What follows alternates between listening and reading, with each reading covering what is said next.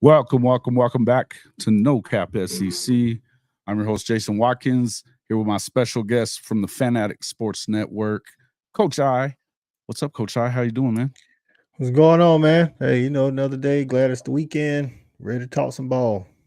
Heck yeah, man. We're going to have a couple other guys probably pop in here in a few minutes, but wanted to get in here and meant to be in here last night, man. I've been burning the wick at both ends for a couple of weeks, and I just kind of passed out last night and stayed sleeping. Didn't make it here, so I'm working triple time today. Hope everybody's excited about being in here. Thanks for coming in, everybody that's here. Bishop Frank, Sooner Lemon, of course, Coach I and Timothy Green. You guys make sure you share, like, go to all the guys that are going to be streaming at Coach I's page, especially. Make sure you're doing that, Coach I. Well, before we jump into that too, let's tell everybody about what we got going on with obviously the second year. This is your third year of the snap count, right? We're going to be doing Saturday night snap count starting out. Yeah, man. June 22nd, snap count's coming back. Third season. Got a panel of 8 good people, content creators. Man, listen, we're gonna get into it, man, because it's a lot of anticipation for this upcoming season. A lot of changes in college football. Hey, man, it's ready to get it on. To be honest with you, it should be all changes, ain't it? right before all the media days start up in July. You know what I'm saying? So that should be a fun one. You know what I'm saying? Over on the Fanatic Sports Network, June 22nd, we're getting it started.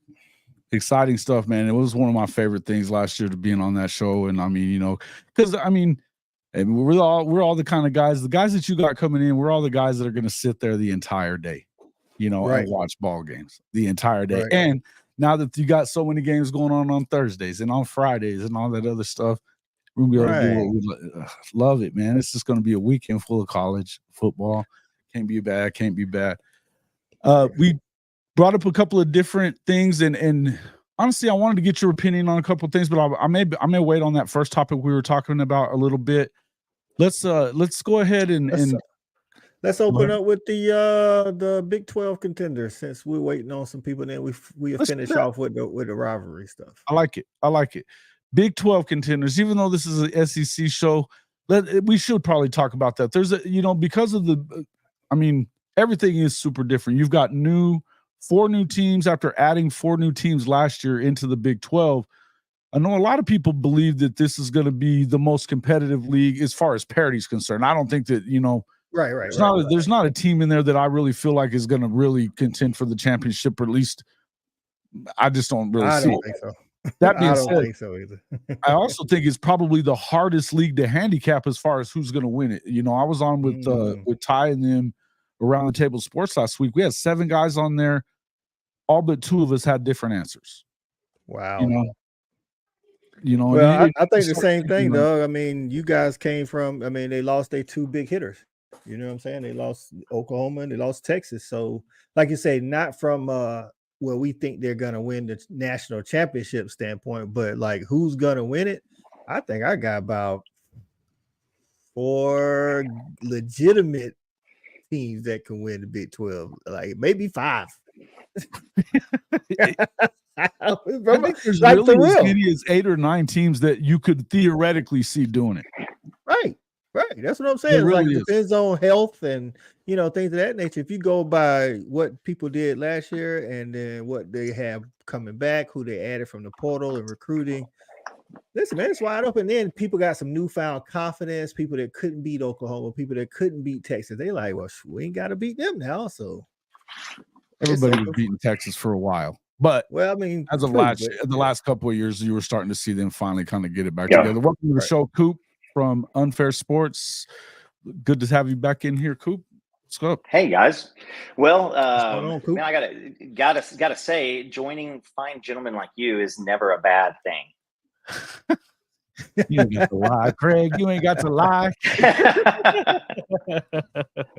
No, hopping in on that one right there. Like, I don't know if you remember going into the season last year, Jason. Everybody was like, this conference is great. Like, this is this, and I was like, who cares? Like, it's really the bless your heart conference, right? But that being said, I think that there is, like, if you're a fan of one of those teams, the new Big 12, who doesn't have a chance, right? So you've got lots of opportunity. I'm just not sure it matters. Like, just to be honest with you, I'm just not sure it matters. Like Oklahoma and Texas and any teams coming out of the Big 12 in the past, like, yeah, I mean, you saw it with TCU. You know, they came together, they beat Michigan, but you know, even most people were like, but it was Michigan. Like, did it really count as beating a big boy? But these guys are going to have to. I mean, one of these Big 12 people are going to have to come play a big boy game, and they're going to have to play in LSU and Baton or in New Orleans, or they're going to have to play somebody in an area, and it's going to be a shock because this new Big 12. What's the largest stadium? I mean, it's basically glorified high school stadiums. That's a good question right there. I don't know which one is the biggest one. Is it Utah? Gotta be, it's got to be UCF. Is the bounce houses that big in Tampa? Well, you know what? I might be confused. They definitely they like one of the largest public universities as far as student count. So, but that might not be their. That's a good question. How many? I'm looking at. That's weird. That's a good question. Why are you looking up that? What's crazy, Cooper? You be careful now. Like one of my first times on Jason's show, I said when Texas and Oklahoma leave the Big 12, who else is relevant? And when I tell you they was coming for my neck, I'm like, it wasn't that I was saying that the teams were going to be bad, but it's just like you just said, Coop. Like, I mean, prime causes a stir, so everybody cares whether you want them to win or you want them to lose. Everybody cares, but outside of that, like really, like, I mean, for lack of a better phrase, who's gonna really care? I mean, because Oklahoma and Texas are gone, and that's the point I was trying to make, 2 years ago. Well, it is, but then like you don't have a national blue blood brand. Like Utah is kind of getting elevation, but that's not who they are. Like, right? They beat Alabama with Urban Meyer way back when, and that was their Boise State moment. And since then, they've put it down on Lincoln Riley, and so that kind of brought them back in. But I mean, like, you watch that opening game. Was it Florida? Was it Florida or Miami versus Utah at the beginning of the year? It's Florida. And I mean, they were. I mean, granted, they were out without starting quarterback, right? So there's that. But at the same time, I mean, that Florida team was. I mean, that's a lower SEC team, and it was every single bit about it. Just to even make that happen. So it's just there's not a blue blood. It's not like they're going to have to try to keep. They're going to have to be intentional about keeping stories out of the Big 12. They're going to have to be intentional about it. And it's going to be kind of like I mean, no offense to anybody listening, but it's like, watching like the Royals play. So, I mean, it's like, yes, those teams have fans. No offense, but I'm going to be offensive. Well, I mean, right. They've won a World Series recently. So, yes, give them all their – but, like, like I'm a baseball fan. And most people can't watch baseball if it's their favorite team. I can watch any team right up here. But at the same time, you look at the stadium and there's like 14 people out there. So that's going to be an issue. And where Oklahoma State all of a sudden might be the most rowdy and ruckus environment in the new Big 12, like. Right. Well, listen, I say that because Oklahoma State's one of the ones. I mean, and you got Colorado coming in, and Coach Prime could do some craziness, you know what I'm saying, and make the playoffs his first year. Or if Cam Rising is healthy, then it's crazy. When Cam Rising was healthy and they was in the Pac-12, which to me last year was a better conference. The year before that, outside of Texas, Oklahoma was better than the Big 12. And we would say if Cam Rising was healthy, we say, oh yeah, man, Utah for sure is going to make the championship. Now we're at a point where like, well, Utah could make it, but they're in a lesser conference. That's crazy, right? Because we don't know the status of Cam Rising. I would say that Cam has to be very good for them to win it, but I don't think they win it because of Cam. I think that they win because they do what Utah does, and they play really good defense, and they try to run you over and do their thing that Kyle Whittingham does. But without Cam to win some of the games that they might be in a close one, I don't see Utah winning it, right? Because they don't really have anything else. All right, who's the biggest stadium, Coop? I'm going to start at the bottom. Tied at 15th is Cincinnati at 40,000. Wow. Nippert's awesome. It's a different animal, though. It's loud in there. I was there last year. Cool place. So You got that. The winner in the clubhouse is BYU at 63,000. Get some. BYU said don't count them out, and they got a shot to win the Big 12, by the way. Iowa State is number 2. So you got BYU at 63.4. Iowa, Jack Trice is 61.5. West Virginia, 60, but it's West Virginia. Texas Tech, 56, but it's West Texas and Lubbock. State is 55. Arizona State, 53. I mean, let's just be honest. Why read the rest of them? So you're in between 40 and 63,000. So, yeah, like those stadiums, I mean, these aren't going to be – I mean, you're going to have to fabricate an extra 50K worth of people if you have somebody big coming to your crib. So if you do one of these first-round games, 63 granny panties – listen, that's a bunch of old folks in that BYU deal because I mean they get loud there though, bro. No, I'm gonna tell you what, you could have gave me 3 guesses and I still would have got that wrong. That BYU is the biggest stadium in the Big 12 now. That's crazy. I just and you saw what Arizona did. They got gutted. Yeah. I mean, Arizona got gutted, and they didn't lose everything, but it's still pretty. No, I mean, they actually got a lot of it back, but their entire coaching staff is different. So right. With McMillan and Fafita, I think that they've got a puncher's chance. But this is why I think there's a lot of teams that could win it. Right. So I think if Jalen Daniels can stay healthy, there's nobody better in the conference than that guy, including Shedeur. If my grandma had something between her left leg and her right leg, she'd be my grandfather. You're right about that, though. Yeah. I think I think with Shedeur and Travis Hunter, and then coming into the situation we talk about, I think their chances of winning their conference and going to the CFP is more realistic than people are giving them credit for because, I know they only won 4 games last year, but they're not playing, Bo Nix in Oregon. They're not playing, Michael Penix in Washington or whoever, that whole Arizona team with the coaches from last year. They're playing some people that are replacing some stuff too. I mean, is TCU going to be back to where they were 2 years ago, or are they going to be, the 2023 TCU? Somewhere around there, somewhere between. I think the mean. I think it's the average on them.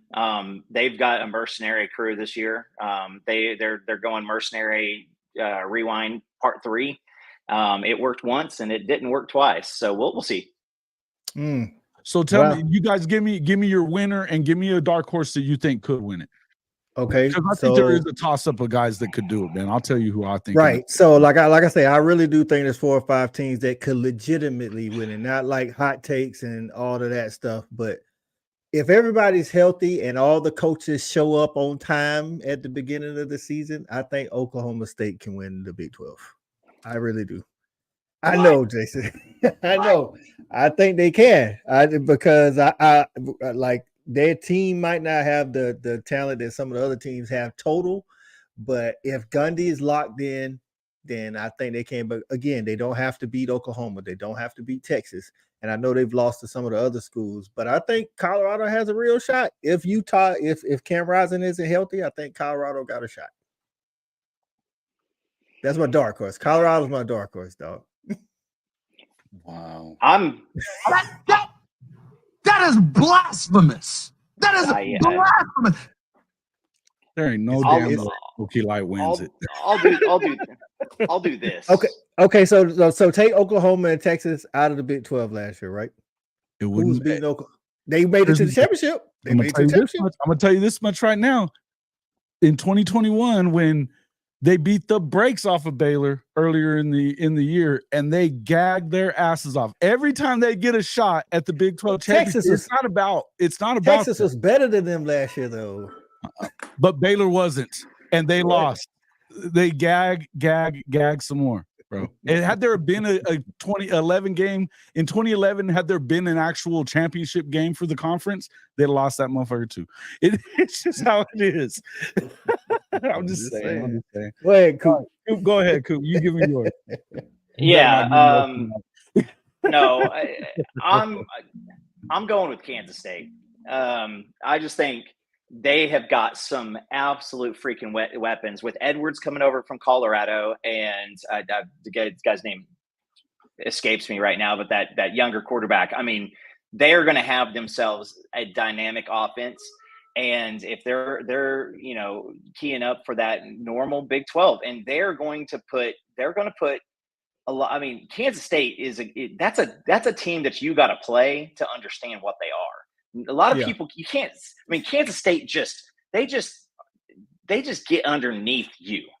So I'm going to go with them. I do think Okie State has an opportunity. I just don't like the quarterback, and so I'll go with my dark horse as Kansas. I still think that with the coaching staff, they are setting up a foundation. They've got a lot of great opportunity for big time playmakers. They've got a little bit of a chip on their shoulder. They can come in and say, "Listen, man, we beat Texas, we beat Oklahoma. Like, who's gonna step up?" So I would say those two. Utah, there's just too many health issues and health ifs, and man, most of the people when they actually go, when they actually bring over, these new teams into new conferences, it's usually when you're taking a step up, it's not always good. I mean, you saw Cincinnati last year, you saw UCF last year. I expect those two teams to do a much better job this year. And it might make it tough on an Arizona. It might make it tough on a couple other teams. I don't buy in Colorado, guys. I mean, if they're pushing 500, that'll surprise me. No matter what they brought in, you gotta have some uniformity on your team. And I'm rooting for them now because of Phil Loadholt. I want to see Big Phil go in there, and I want to see him take in the offensive line. I don't know if they really have a legitimate full roster. Oklahoma's sitting over here going, can we squeeze one more D tackle in, or who else are we going to have to process? And teams are processing folks. I mean, they're trying to fill spots still. It's like the Oklahoma basketball team. Like they need bodies. And game one is going to be a test right out the gate with North Dakota State, because that's not a team that you can come in and be like, oh, they're a directional school, we got this. Like, if you come in and you jack around with North Dakota State, they're gonna embarrass you. And I'm not talking about 65-0, but you're not gonna stop them. They're gonna do what they want to do. So, but at the end of it, like, if you pull a Kansas or a Kansas State, man, it's just not something that strikes fear into an Ohio State, or strikes fear into a Michigan or Auburn or anything like that. Not saying Auburn's going to make it, but I'm just saying there's just too much. I got you.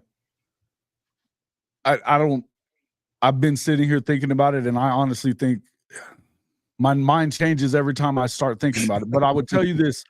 The team that I keep kind of going back to, and it's because I know there wasn't a lot thought about them last year. They're going to play probably the best defense in this league. Aside, Utah is going to be right there with them. I was about to say the best defense in this league is going to be Iowa State. And Rocco Becht might be one of the better quarterbacks in this league too. It's after what we saw from him as a freshman. Yeah. Look, I like what they've done there, and I mean, I counted them completely out after the gambling thing last year, and they were in the running for it until the last couple of weeks of the regular season. They were right there. I think that they've got an opportunity. I think Kansas State definitely has an opportunity, but I'll tell you the other one. I like KJ Jefferson going to Gus Malzahn. That is just gimmicky enough, and they got really heavy in the portal that they're going to make it hard on a lot of people too. It's going to be one of those two teams for me, with Kansas State being the wild card. I said earlier on another show that I thought Kansas, but again, it's a big if with Jalen Daniels. If Jalen Daniels plays, I think that he could change the dynamic of the entire conference. But this is why I said I think that there's 6 to 8, 9 teams that theoretically could find a way to do it. Everybody but Okie Light, I think they could do. But the better question would probably be who can't win the Big 12. I think that's probably absolutely the better question. Yeah, right. And Ben, I want to address your comment because you says not North Dakota State. I mean, North Dakota State. I mean, looks like they won 10 games last year. They won a lost national to championship. And that was an Yeah. off year for them, by the way. Last year Yeah, was they didn't it play up to their standard. You don't want to mess around with Middle Tennessee State, North Dakota State, because people made movies where they took shots at them and they thought, you know what, let's not have that happen anymore. So, but again, I'm glad I'm not a content. I mean, I guess as a content creator for one of these teams, you're going to have plenty of stuff. There's nobody that's going to be fully on out. I mean, but that's the story of this whole year. In my big boy job, I'm pushing a massive football tentpole thing that we're going to be doing in the fall, to where we're giving away trips to the Super Bowl and trips to the national championship game, and like swag and stuff it's just so cool. And they're like, but the average person, I'm like, you don't understand. This is the biggest year of change in college football since when? Because you've got new teams, new conferences, and they're big boy names and they're big brands. You've got the 12-team playoff. So now that keeps at least 25 to 40 different teams throughout the rest of the season, when most of those people were like, well, it's the Cheez-It Bowl. Let's go ahead and cash out. We're playing for nothing. So yeah, I want to see a really cool, turnout for just across the landscape in college football. And then you pair it with, this is, sorry, Jesus, for saying this out loud, but Taylor Swift has brought a new audience to football, and it doesn't mean you like it or not. It means something nowadays, because it's all about the TV dollars, and people are going to watch just in case, and people are going to be willing to watch. It is what it is, man. It is what it is, man. But and then you throw in NCAA, you throw in the video game, and now all of a sudden you've rejuvenated a lot of people too. So. This is a year to where more teams are going to stay engaged for a lot longer than it's ever happened. I'll tell you this, Shadi, I've sent you that link, I think, but whenever you get in here, that's great. But I don't think that this is that far off. I think the conference runner-up is going to be 9-4.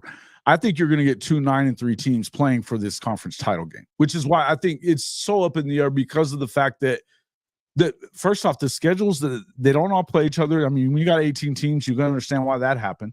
But, or it is 16, isn't it? 15, I thought. No, it's 15 because they lost 2 and they've added 16. 8. Yeah. Okay, 16. Yeah. Because it was tied for 15th on the stadium size.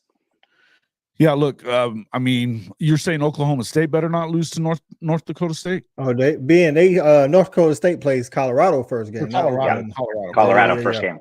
We're about to get into the SEC, but we're talking that's going to be tough. Big 12. Yeah, I think it's going to be a good game, but I think Colorodo's going to win. And they got Nebraska the following week too, and those two fan bases are already at it. Right, and they got to go to They got to go to Nebraska too. So I think that's. We can sit here and argue about the Big 12 all the rest of the day, but I think that you brought up a good point here, and you brought this up earlier too. Let's just say this: and I wanted to kind of stick to the SEC mostly, but with this one early season, you can go wherever you want to with it. Let's talk about the most anticipated games of the season coming up. I mean, obviously, with all this movement and everything else coming up, I think that that's a big one. That was a good game last year for a good while. Nebraska, and Matt Rule in year 2 is a lot different than Matt Rule in year 1. They've got Dylan Raiola starting there at Nebraska. Obviously, you got Shador, who a lot of people think is going to make a run at the Heisman Trophy. I think you're going to have to win more games than you would need to, but he's going to put up the numbers, Coop. He had the numbers pretty close to do it last year. So even without a decent offensive line. So there's at least it's a storyline early on is what I'm saying. So I think that's going to be a big storyline early on. I think week 1 game days got Notre Dame at Texas A&M. Huge game right there for Notre Dame. You can't afford to lose that one. But it's a tough place to go play. They'll win. They should win, but I don't think that this is. They have a grown-up at the helm now down there in Aggie land. So, but like you educated me, it doesn't matter who's at the helm in A&M, dog. They're the same team every year. They do have the same winning rate. They have the same win percentages they had in the 40s. So I do get that part. Yeah, it literally blows my mind. Granted, it's just the state of Texas, and I I don't understand it. But I don't understand how, as an A&M fan, like, where does your confidence come from? Like, I literally don't like walking into groups of people and talking about something if I don't feel like I am in that same realm of familiarity with the topic. Whereas A&M, if you ask A&M fans, they're 8 for 8 for the past 8 national championships. They've won them all. Hey, man. It's called a fan for a reason. Fanatical, delusional, it's all the same. Absolutely. It's all the same. Speaking I mean, where does I mean, not to take a shot at my guy because he ain't here, but where does South Carolina's confidence come from? They talk trash every offseason. I mean, they got an ACC championship like back in the leather helmet days or something. I don't know. It's and so, like, you saying that, there's probably a lot of folks listening on here and be like, wait, South Carolina fans are cocky? Bruh. Like, no pun intended. No pun intended. Right. I always say they got the most loyal fans because they're so delusional. And I'm telling you, it's not just them talking trash just to be talking trash. If you really know these people, they really believe what they're telling you. They do. That's what I'm saying. Like, so when you play South Carolina, if you play them anytime but at night, then you probably gonna play however you normally play. But if you play them at night, the fans, I'm telling you, that place goes crazy. Weird stuff starts to happen. That's all I'm gonna say. We've played in West Virginia a few times. We've seen some weird. Couches burning, falling out of buildings. It's just I ain't gonna say, but say, oh, we're gonna bring up weird. Oh, geez, no, come on. I saw this once. That's more than enough. Right. I don't know why it's doing that. It's so weird, dude. That's because your computer knows better. Your computer knows better. Right. These people don't. I think it just booted them. I think it's not wanting to do it. It's not wanting. It's okay. Listen, man.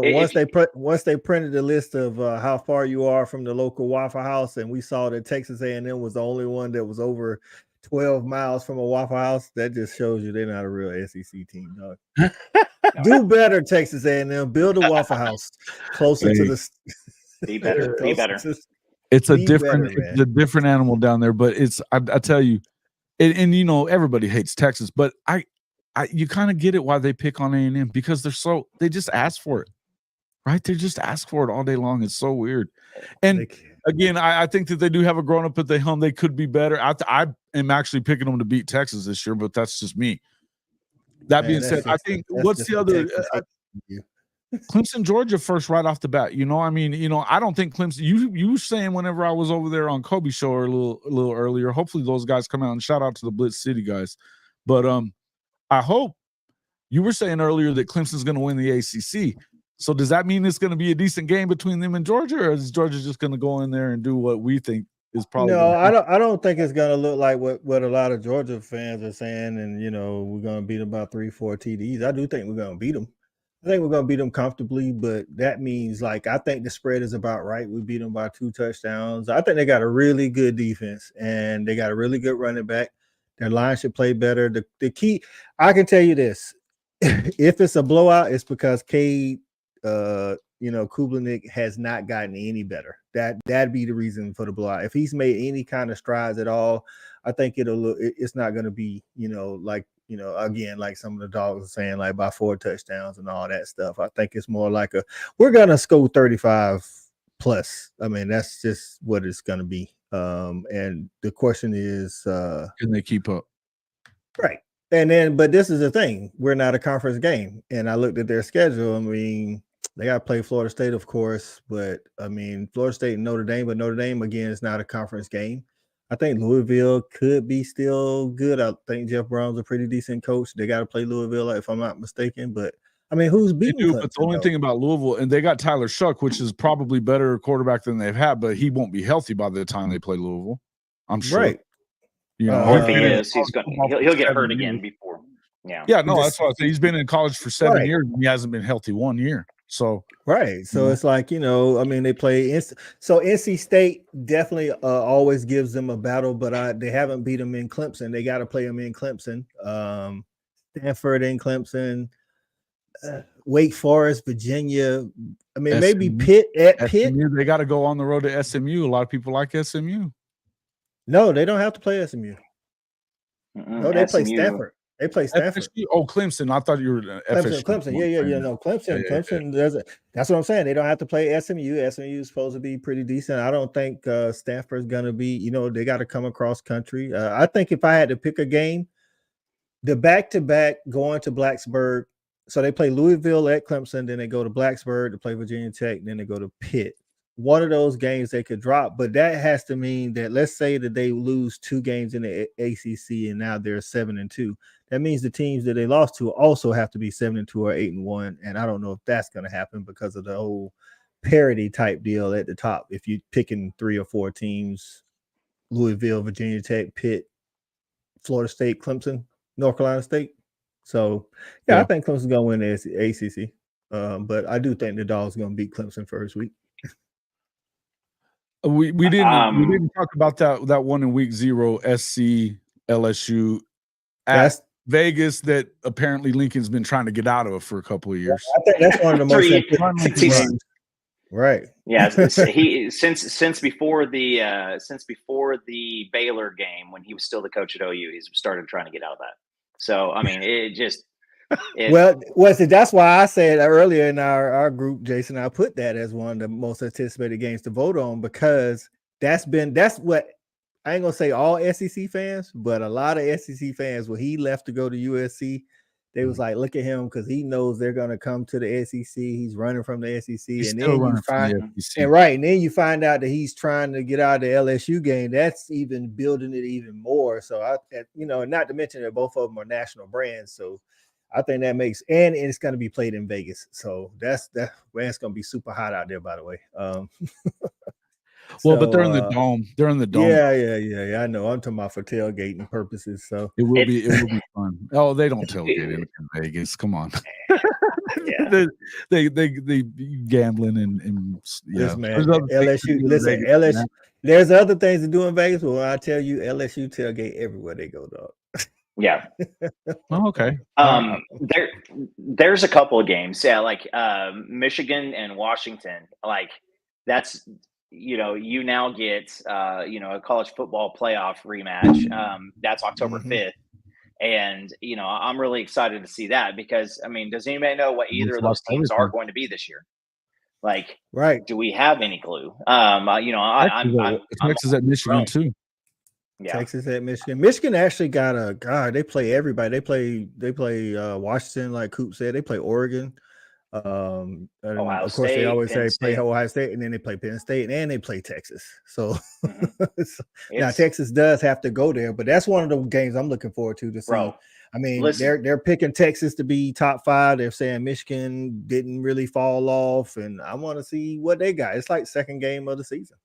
It's going to be 1950s football. Michigan is going to run the ball 55, 60 times, and Texas won't be able to do a damn thing about it. I mean, I don't know who I don't know if their quarterback needs to come out. Like they will just shovel the rock the entire time, and it's going to be glorious. It may be an hour and 45-minute long game. It's going to be beautiful. I'm surprised you guys didn't say so. November 9th, maybe you did, and maybe I just zoned out. Florida State, Notre Dame. Like I really like that game. I really like that game. You looking forward to that one, Coop? I want to see what DJ does. Have you talked to his pops here recently, Jason?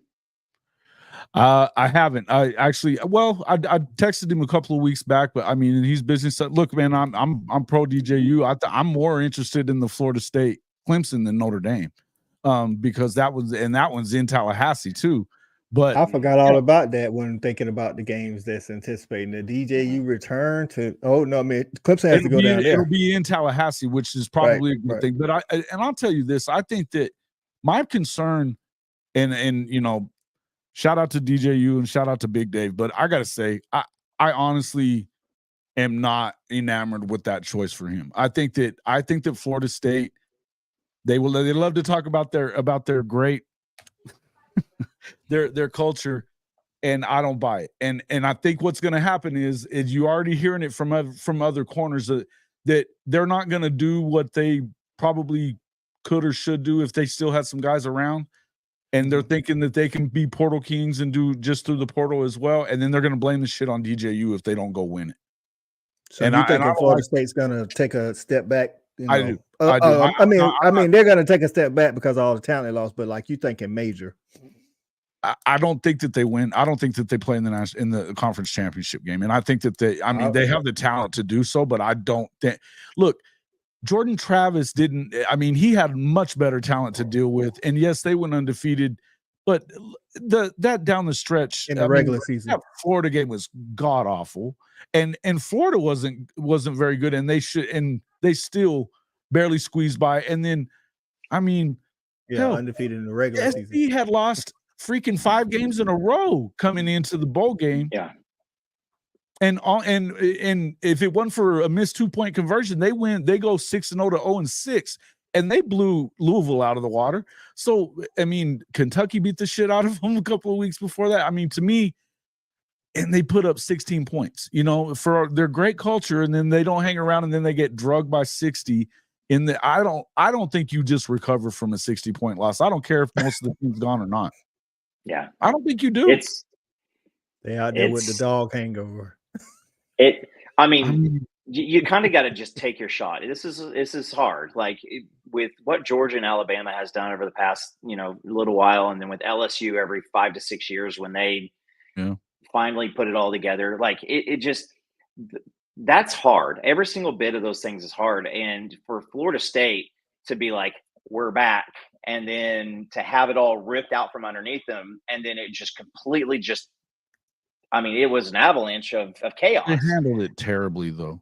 I think Jason hit on the head with all the losses, because it's one thing when you recruit and develop and have like depth at every position, and then you lose these guys, and then the next guy steps up.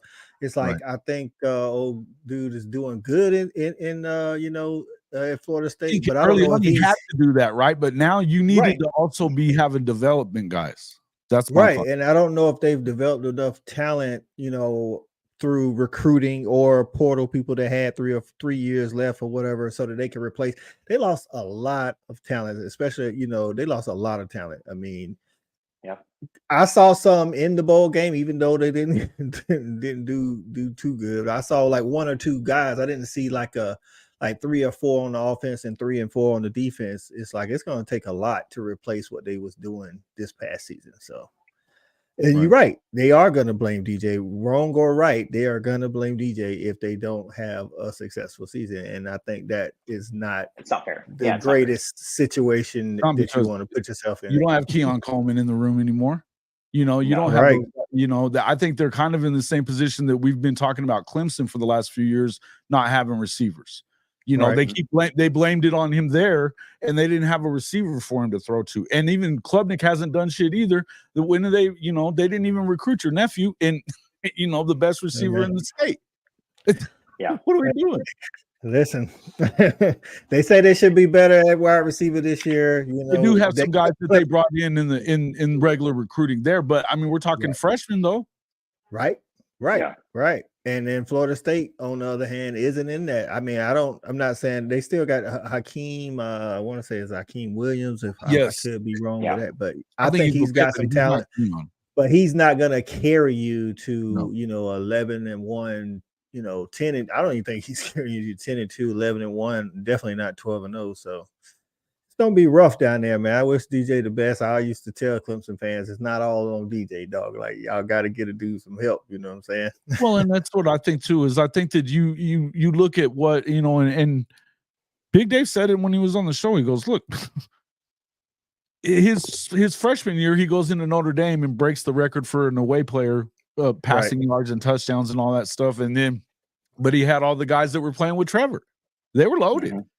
Then all of a sudden the cupboard's bare, and it's and I'm not saying he was great the whole way through it, but also at some point, don't you? The best offensive coaches cater to who you got in the room. You knew who DJ was when you got him. He's not. I mean, he's got a huge arm. I wouldn't say he's the most accurate guy on that 15-yard pass, but he's an athlete. You need to use his athleticism. That's a big dude. Well, there was some conflicting. I don't know how true or whatever. Like, we always like, on the outside looking in, like, why doesn't DJ run more? And then there was DJ's a passer though, and we heard that he was more so not wanting to run, whereas the OC might have wanted him to run a little bit more, and he wanted to be a passer. And I think Oregon State allowed him to do that.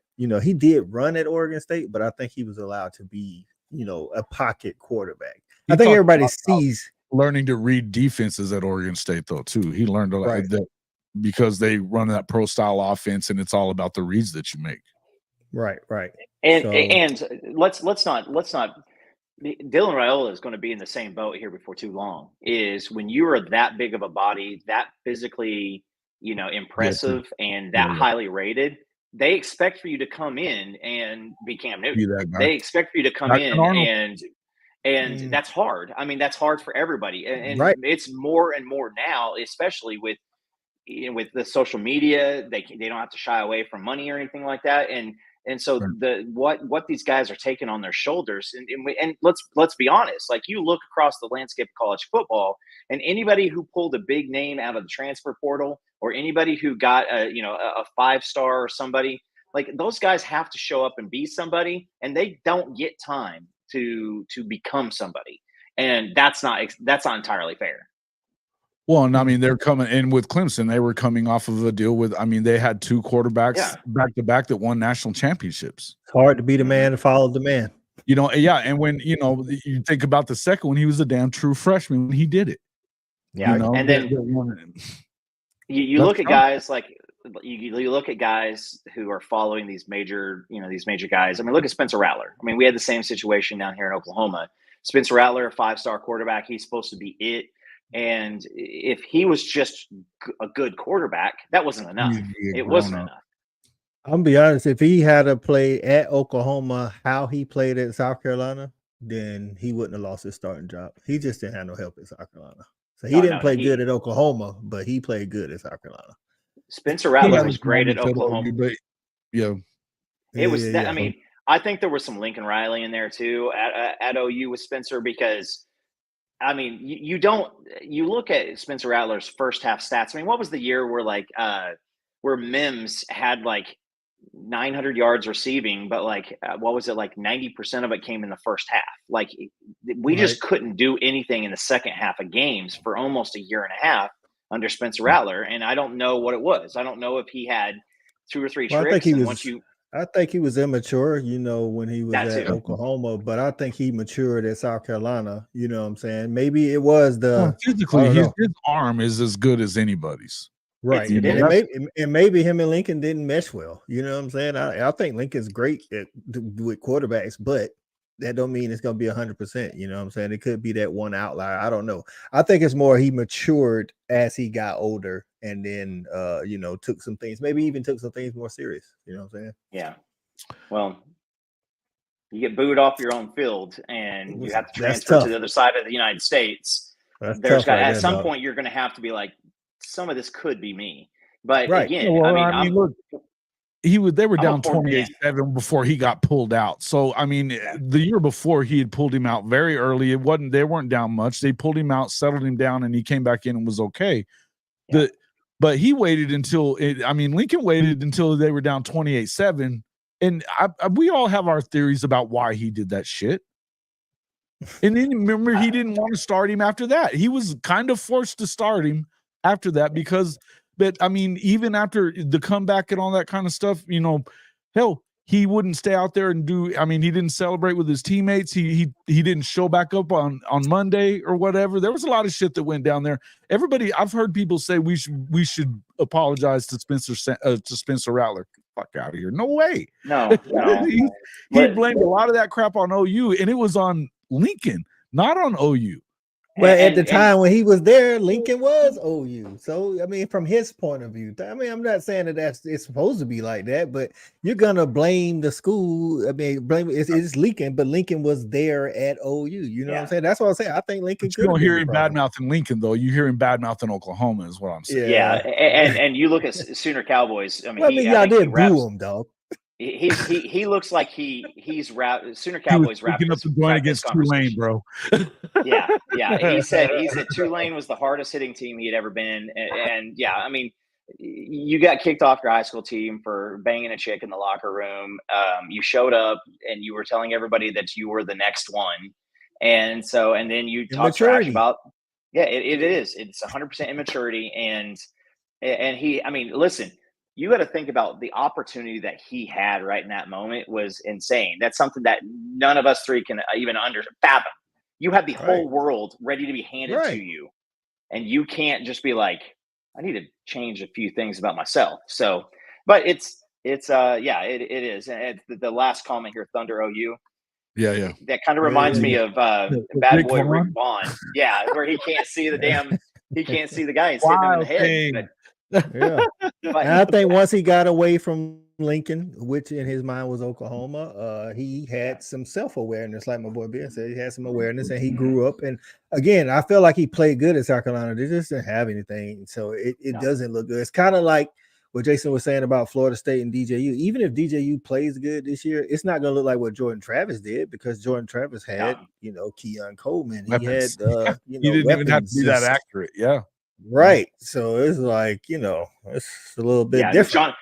Johnny Wilson at 6'6", the guy can't catch a slant pattern, but if you throw it up in the air, he's going to come down with it. Like, if you look at, like, going back to the Big 12, you look at Shador's, like, he only threw 3 interceptions last year, but nobody thinks of, his stats because the team was bad. It's like, if you look at the numbers, his numbers were right there with Penix and Caleb and everybody in the top of the country, and they didn't protect him at all.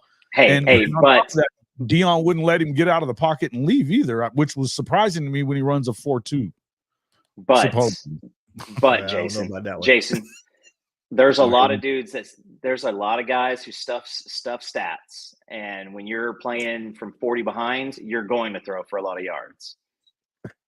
Yeah, that does play some. That's pretty funny stuff right there. Everybody loves Coop, man. Look at him. No, hey, look. All I say is, to me, that ACC is and I'll tell you the other one that staying in that ACC the first week of the season too. You're talking Florida and Miami. I think one of the guys could get fired right after that game, because if you're Mario Cristobal and you're recruiting the way you are, and you got Cam Ward, which, look, I mean, he was probably the most sought after transfer quarterback, right? Quarterback, yeah, for sure. So I think so. So they got him, and they've now. I will say this: all of a sudden, it looks like you may not be getting that defensive tackle that they were supposedly getting.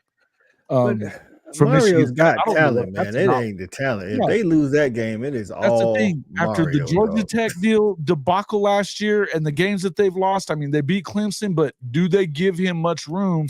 If you've got an opportunity to go down there and step on Florida's throat and you don't get that done, I mean, does that put the writing on the wall for him? Who's in more danger, do you think?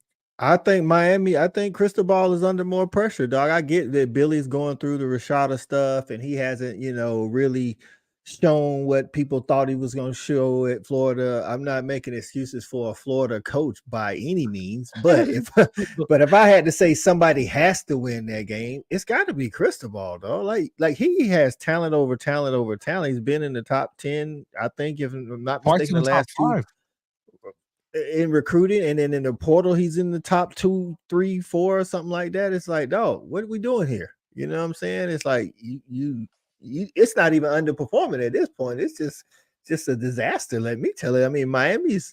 I get it that they haven't been back to the U since early 2000s, but hey, Mark Richt's second year, he was in the ACC championship. That's all I'm saying. I mean, we need to know what's up with Cristobal. He was a good coach. He just didn't win an SEC championship, is all. Well, he won too. He won a national championship. He didn't win a natty, and I mean, he was winning 10 games a year. You don't just win 10 games a year and being a shitty coach. I don't care who you are. Right. Blind squirrels find nuts every once in a while, guys. I mean, A&M and Missouri were both in SEC championship games the first couple of years they came over, and they did nothing after that. Like, it's that Miami, Florida. I mean, I think we just do a reset on all of it. It's a mess. So who's under more pressure than Coop? I mean, Here's the reason that I think I'm going to say this real quick before you answer. I'm going to tell you that it's definitely Cristobal because they're not going to fire Billy unless he only goes 4-8. And I'll tell you why. They don't want to take the chance of losing DJ Lagway. That paired with Miami actually has more of a clear path towards relevancy. And I think Florida could stay where they're at, and they're going to wait it out with Lagway. They've got the toughest schedule in the freaking Thunder OU. He said the same thing. Cristobal's recruiting been off the charts, though. Like, you got to do something with the talent you got, man. It's like, Ruiz is going to pull back the money here before too long, and because he's not going to continue throwing money for nothing. Yeah, so Cowboys saying you think one of them will be Texas. Of course, that's in Austin. But look, they've got a couple of games that they could win. Being at home, I wouldn't be that surprised. Look, they're going to play Florida State like they always do at the end of the year. They start with Miami. They could beat both those teams and beat UCF. I don't know that they beat UCF. I think that might be the best team in Florida, which is weird. It is not to UCF fans. Well, yeah, they've been saying that for years. I don't listen to those weirdos, man. I mean, you start, calling Matrix championships. I don't want to hear your mouth. You know what I mean? So, but I will say though, they may actually. But that's the weirdest thing about it. But I do think that Florida actually has as good a chance of winning all of those games as they have of losing any of them. I think. Yeah. So. To me, as tough as that one is, I think they're going to win some games too. And I also think that, look, man, I mean, we've talked a ton about Texas. I don't even want to go there anymore, but I can tell you that I know what Sooner Cowboys is saying is because, look, if you are better on defense like you think, and one thing we know is Graham Mertz wasn't the damn problem last year. No, he wasn't. I said that after the Utah loss. The Utah loss was a problem. Guys, a quarterback transferred out of Wisconsin to your school. If you can say he wasn't the issue, that's a freaking win every day of the week. Like that tells you that you can't say that he wasn't the problem. So no. And I also feel like DJ gives you. They don't have to play Lagway a lot. I think they have to play him enough to really get. Keep really, you got to be smart enough to put him in situations where they want more of him. Oh shit, we need to see more from this kid. So if Billy can play this correctly, and not get him killed and win some, but I think if they win 6 games, there's no way they fire him. A lot of people think they might win 7 or 8 games. I don't know about all 8, but if they do, they should build a statue for Billy in front of that with this schedule. I just don't think he's under as much pressure as you might be under normal circumstances in Gainesville, right? I'm just looking. Although I'm looking at the Rashada thing helps, but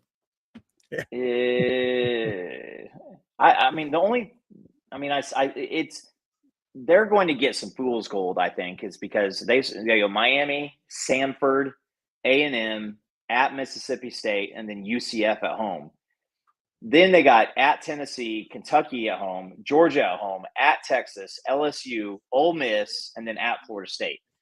I mean, there's a world where Billy Napier doesn't see November, the end of it. 6-6 at best. Well, I think if he doesn't win, I think if he wins 5 or 6 games or 5 or 4 games, yeah, he's probably out. But is he though? I mean, it's a tough road down there, man. But don't you think that? Do you think they want to take the chance of losing the Gatorade Player of the Year, and before you ever get to really put him out there? Couldn't happen to a better group of guys. I knew we were going to get something like that from you. I was pushing for it. I've been working on that. Yeah. I was throwing that at you. And really, before we jump off of it too far away, I just wanted to throw this back up there for everybody to look at. This is my favorite thing I've done in a while. Lincoln running from the SEC. Yeah, Lincoln. Forrest Riley. I went to the Pac-12 and I was running. Right. Listen, I tell you what, if he loses to LSU, it's just gonna make that story even worse for him. He's losing to LSU. Like he's losing to LSU. I don't think that he's got the skin and that team reflects him. There's no chance game one they're gonna go. No. It's. Oh yeah, I'm definitely taking Brian Kelly as a head coach over Lincoln Riley for sure. Lincoln Riley may not leave Vegas. They're gonna bury him in the desert.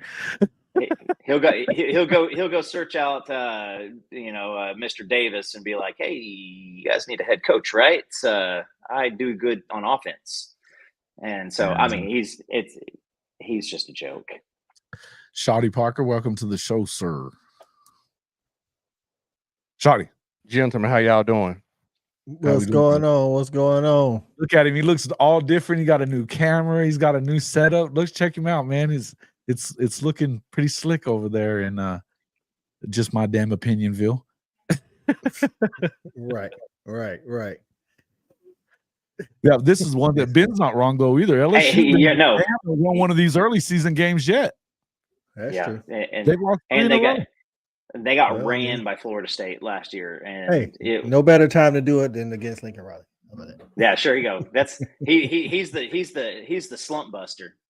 He damn sure is. You want to get out of a slump like Lincoln Riley. Schedule Lincoln Riley. Like fat girls. Sorry. Oh my God. Hey, what is your favorite early season game there, Shotty? Or what's a game you're looking forward to seeing? I think Shotty might have to put some quarters. There you go. We need some quarters in the early machine. Season.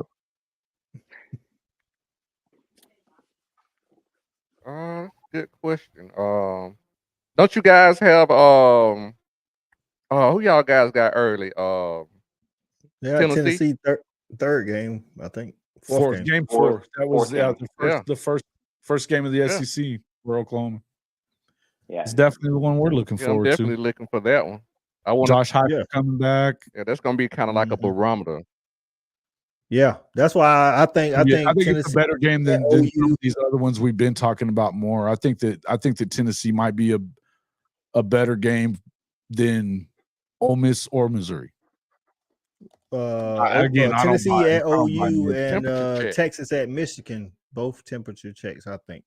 Yeah, I think. And then the word out of Knoxville is Nico's the quarterback for this system. That's what they've been saying. He's the quarterback for this. I've been saying that since he got there. He hadn't played but once. I'm just saying what they said out of Tennessee. I don't know, dog. No, they told us the same thing with Joe Milton. So hey, listen. OU has a black quarterback again, and I'm excited about it. And so I'm just really, really fired up about. Never mind. Sorry, EA Sports. EA Sports. Right, EA Sports had Jackson Arnold as quarterback. That was rough. No, they were dragging them on that too, man. They fixed all that stuff quick. Apparently, they immediately posted it to Twitter that they had already fixed all the problems with the Red River setup because they had it all backwards. It was bad. Yeah, it was bad. But you said something that I want to point out because you said a measuring stick or a barometer with Oklahoma and Texas. I don't know if you can call Tennessee a barometer because they're working with their own little reset going on. And Michigan, nobody knows what the hell they are. So I think it's kind of like this LSU USC game in like what are they? Because if you look at LSU Florida State at the beginning of the year last year, you thought, oh well shit, Florida State's going to win the national championship and LSU is going to be firing their head coach. It didn't really go that way. Like LSU still struggled a little bit, but there was that. I think that just for Oklahoma specifically, I think that probably the first measuring stick for Oklahoma. I mean, after that, I want to say it's at Auburn. I mean, because you kind of know what Auburn is, but even them, they've got an infusion of talent going on. So, I mean, hell, do we not find out who Oklahoma really is until Ole Miss? No way you're saying that, Coop. I'm gonna tell you like this. Well, and like I say, I don't think it's this, can't nobody win there because obviously people can win down in Auburn. But while the stadium and the place is a hard place to play, when you're talking about the team, Tennessee's way more of a barometer than Auburn. Oh, yeah, no, I agree. I agree with that. I just think that there's so much flip over. and this is the first big game that Nico's going to be going on the road playing. So, like, hold on, no, they're at Tennessee in week 2, or at NC State in week 2. They're gonna get it. They're gonna get a test there. They play NC State in Charlotte on the neutral field. Oh, so Charlotte. Yeah, it's a neutral field. So yeah, this will be his first true road game, which is true. But you got to remember, you guys also have a first year starter. They both played in the bowl game. I get it, and I would tend to agree. But the one thing that the difference is, here's the thing: I think that their defensive line is supposed to be one of the best in the SEC too. They probably have the best defensive player in the SEC at Tennessee as well. So according to draft projections, they got the best defensive player in the nation almost. That's what I'm saying. When I say SEC, I don't know if that's I get what you're saying. But to me, that's why I said to start this, I think that that's probably one of the biggest games I think it's one of their biggest games of the year for Oklahoma. I think that should you win it because you're at home? Yes, absolutely.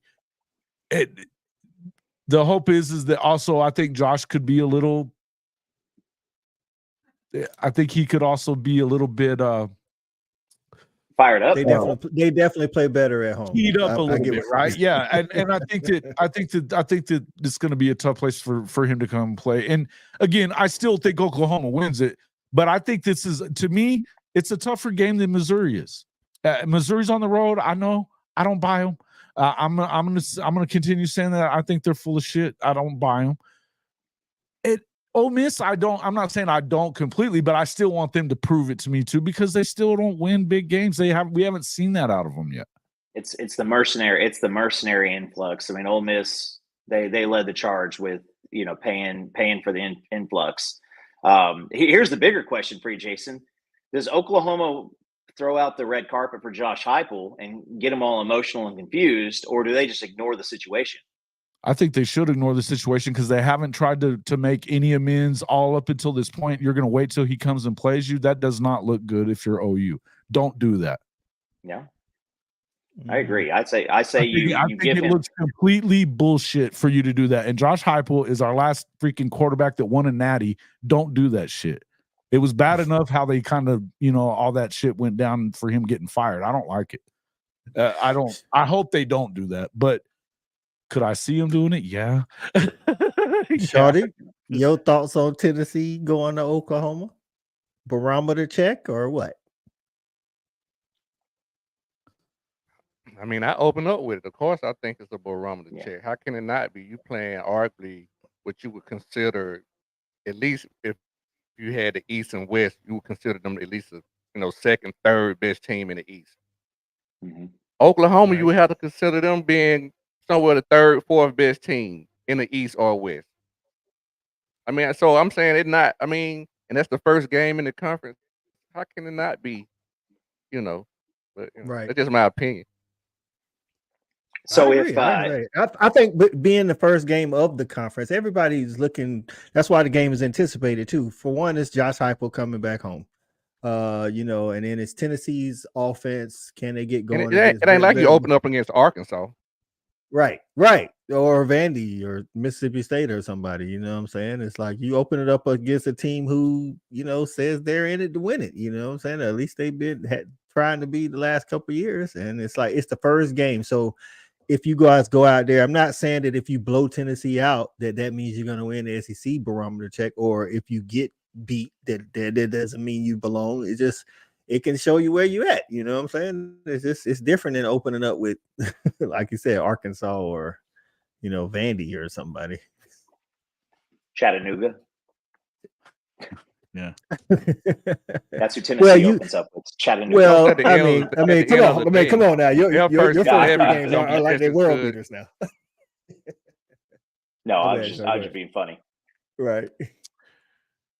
Just from a depth standpoint, their first 22 gonna be damn near just as good as y'all's first 22. Yeah, that's true. That's true. James, and do we remember why that is though? That the passing game did. Okay, I don't disagree. I don't disagree. I don't disagree with James one iota in that comment. I really don't. I get what you guys are saying, but you also remember why that offense was like it was too, is because that's what they wanted him to do, was change it and be a run heavy team and all that other shit. It wasn't just on Josh. We know that. Yeah, it wasn't just on Josh. You're still the OC, and you're still the OC, and he probably, if he was anybody else, he'd have been gone earlier. So I mean, it was a struggle, but from what I understand is this past year there have been a lot of bridges mended between Oklahoma and Josh Heupel. Yeah, I think that from the players that I think that all the old players that when they went to Roy Williams Hall of Fame induction and that kind of stuff, I think that was helpful. I've heard that too. I think that they're working behind the scenes on it, but when he didn't go to Leach's funeral, and Leach was his favorite guy, and he didn't go to his funeral because Bob was going to be there, that doesn't look like they're very happy with each other still. Yeah, you know what I mean? I gotta say, extra storylines. Yeah. Again, I think that it is a big game. I think it's a huge game. I just think that if you do that and act and do standing ovation, don't do nothing crazy to where do a freaking long video. But wouldn't so this? But this is for everybody, but like your Heisman runner-up, national championship winning quarterback comes back, if they were to celebrate him at the game, that's not for the university, and that's not for that's for the fans. The fans, we would lose our minds. Everybody would lose their minds for Josh Heupel. People are going to go crazy. That part. I give you that. And so I'll just I think that that's a piece of it that I had really considered. I'd kind of thought about the other side and how mad he's been, and I think that it would come off as you're trying to distract him, though. That's okay. I'm a little confused by your tactics. Look, if you're going to do that, just say that's what we're doing, and then I'm okay with that. No, I think what ends up happening is they probably run, Oklahoma, Gaylord Family Memorial Stadium welcomes back Josh Heupel, and there's a quick little video montage, and that's it. I don't think it's going to be a presentation or a halftime deal or anything like that. And but again, it's that game coming too. I think that for most Oklahoma fans, that's going to be like, oh shit, here we are. We're in the SEC finally. So that's going to be good because starting from Friday afternoon, it's going to be lit. Oh, it's going to be fun, man. It's going to be fun. And Tennessee fans are crazy anyway, too. Even just from the environment, the tailgating. Yes. Yeah. Mm-hmm. You're right, shouting. Hey, Cowboys, rest in peace to Josh's mom. She just passed away over the last couple of days, too. So Josh Heupel's mom, and our prayers go out to Josh anyway on that. But I think it's going to be fun. And that Tennessee fans have it's weird because they'll periodically jump into one of my comment sections from, it may be a video from a month ago, and they'll pop in there and they'll be talking shit. And I haven't even talked to any crazy things about them, really. They'll just come in talking shit about Oklahoma's going to suck and blah, blah, blah. We're going to beat y'all by 50. It's like, the fuck? No, you're going to have to educate yourself a tad bit because it's. But, when I went up to Tennessee for the Baker game, that was perfect. There was nothing bad about that. I loved the fans. I loved going up there. The stadium is absolutely crazy. I'm not saying it's all tripping. No. I'm just saying I enjoyed that whole deal. But again, it's just the Tennessee fans on social media. It's not the Tennessee fans actually at the game. Trust me. Me and my wife went to a Georgia-Tennessee game, and she was like, "These fans are pretty nice." I've heard they'll fight each other before they'll fight anybody. Right? They get rowdy now. They get rowdy now. They fought that night, and it was Tennessee on Tennessee. It was like a couple of dogs together, and we was just like getting out the way, like, y'all have at it, dog. We was up by like 3 touchdowns at that point, so that's why they were fighting. They had nothing else to do, man. Hey, whoa. I don't know, dog. So this is going to be a fun first year, though, going in and to the places that you're going to get to. It's too bad I'm glad that they're playing Tennessee in the Palace this year, getting that, because I do think that that's probably one of their tougher games. I think the other toughest game that they're going to get is another home game, Alabama. Yeah, you guys that's the big week 2 game for, or is it week 2 or 3 for you guys on that one? We play Alabama September 28th at Alabama, 7:30 at night. So that's another. I think that's a highly anticipated game. Oh yeah, for the reason, of course, because it's Georgia, Alabama. Trying to see who's gonna, make their claim for right, make their claim on the way to trying to, be the 2024 king of SEC, and then what is it going to look like, Georgia playing Alabama without Nick Saban, you know what I'm saying? So hey, you brought that up, and I was looking the Auburn gets Oklahoma on the 28th, and it gets you guys on the next weekend, and then Missouri following it. I mean, the Auburn fans might need to take a knee in September or late October, because it's going to be. That was one of the things we talked about on another show, on another one of Jason's shows. It's not just that you're better on paper, player for player, than a team. It's where the game falls. Like the schedule. Right. If you play Georgia and then you turn around and play Oklahoma, like that's not a schedule you want to, you don't want that. That's not good for you. If you play like Kentucky, while they may not be a 10-win team, they're going to play very physical. He wants to run the ball. He plays old school.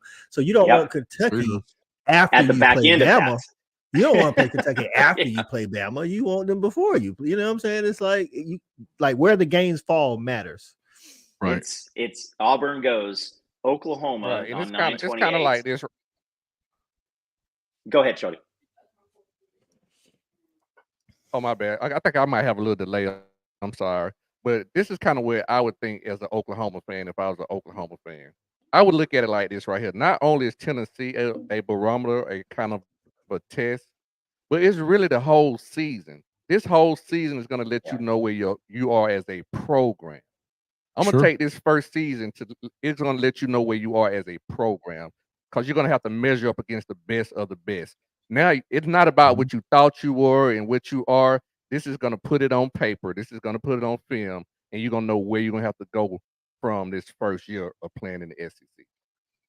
I don't doubt you. And I mean, that's what they were saying on Blitz City earlier. There was, why is it that everybody, even Josh Pate was talking about that everybody's overlooking that Oklahoma is the other team coming, to the SEC, which as an OU fan, you're like, fuck Texas, because they do one thing in 15 years and everybody's giving them love. But honestly, if it's the best situation you could be in if you're OU, is to not have the expectations from everybody and all the hate, because now you're pulling receipts. We're pulling receipts for if they do what they need to do. And I think defensively, they're going to be what they need to be. And I think I've never, ever worried about an offense, period, at Oklahoma since, the Stoops era, really. Josh Heupel. Josh Heupel at the end. Yeah, I get it. Again, I do believe that I would tell you that I'm not worried about the offense at all. And the defense, I think, is going to be one of the top defenses in the country, but definitely in the SEC as well. That's a good thing for us, but let them be under the radar and all that. But I also think that you've definitely got some tough games. I honestly, aside from the LSU game, I think the toughest games they got are home games, and that's a good thing. Good thing. So let me ask you guys this: with the 12-team playoff and your capability to lose a little bit more and still have a chance at the national championship, do you think that changes how teams play? And are they willing to back off in kind of a lose-lose scenario and just take a lump and come back the next week? I don't know. I mean, coaches are coaches, and they're going to still coach how they want to. $13 million to lose. Right. I don't see. I'll be honest with you. The teams that's actually in those positions to make it to the championship, I don't see them backing off, regardless, because just because you know that I don't know, make it to the championship. Like Jason said, it's not a written rule, but pretty much at the Big Ten and the SEC, both of the teams that make it to the championship, win or lose, they're probably going to make the playoffs. You know what I'm saying? Yeah. But there's also other stuff you're playing for. You want to win the conference so you can get that first round bye.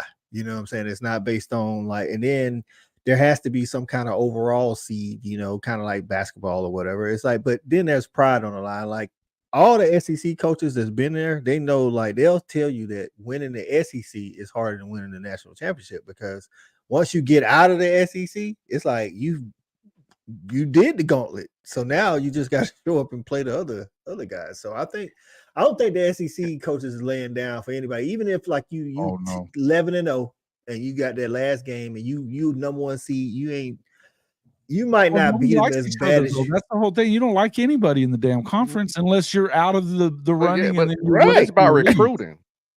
Right. It's about recruiting in the brand. You don't want your brand to take no hit. Right. That's where I was going. Like 11-1 Georgia winning the SEC still ain't better than 12-0 Georgia winning the SEC. You know what I'm saying? It's like that means something. Like it means something that we haven't lost, you know, a SEC regular season game in 3 seasons. It's when people watch, you got millions of people watching these games. You can't take no L on national TV. It's about that brand. Right.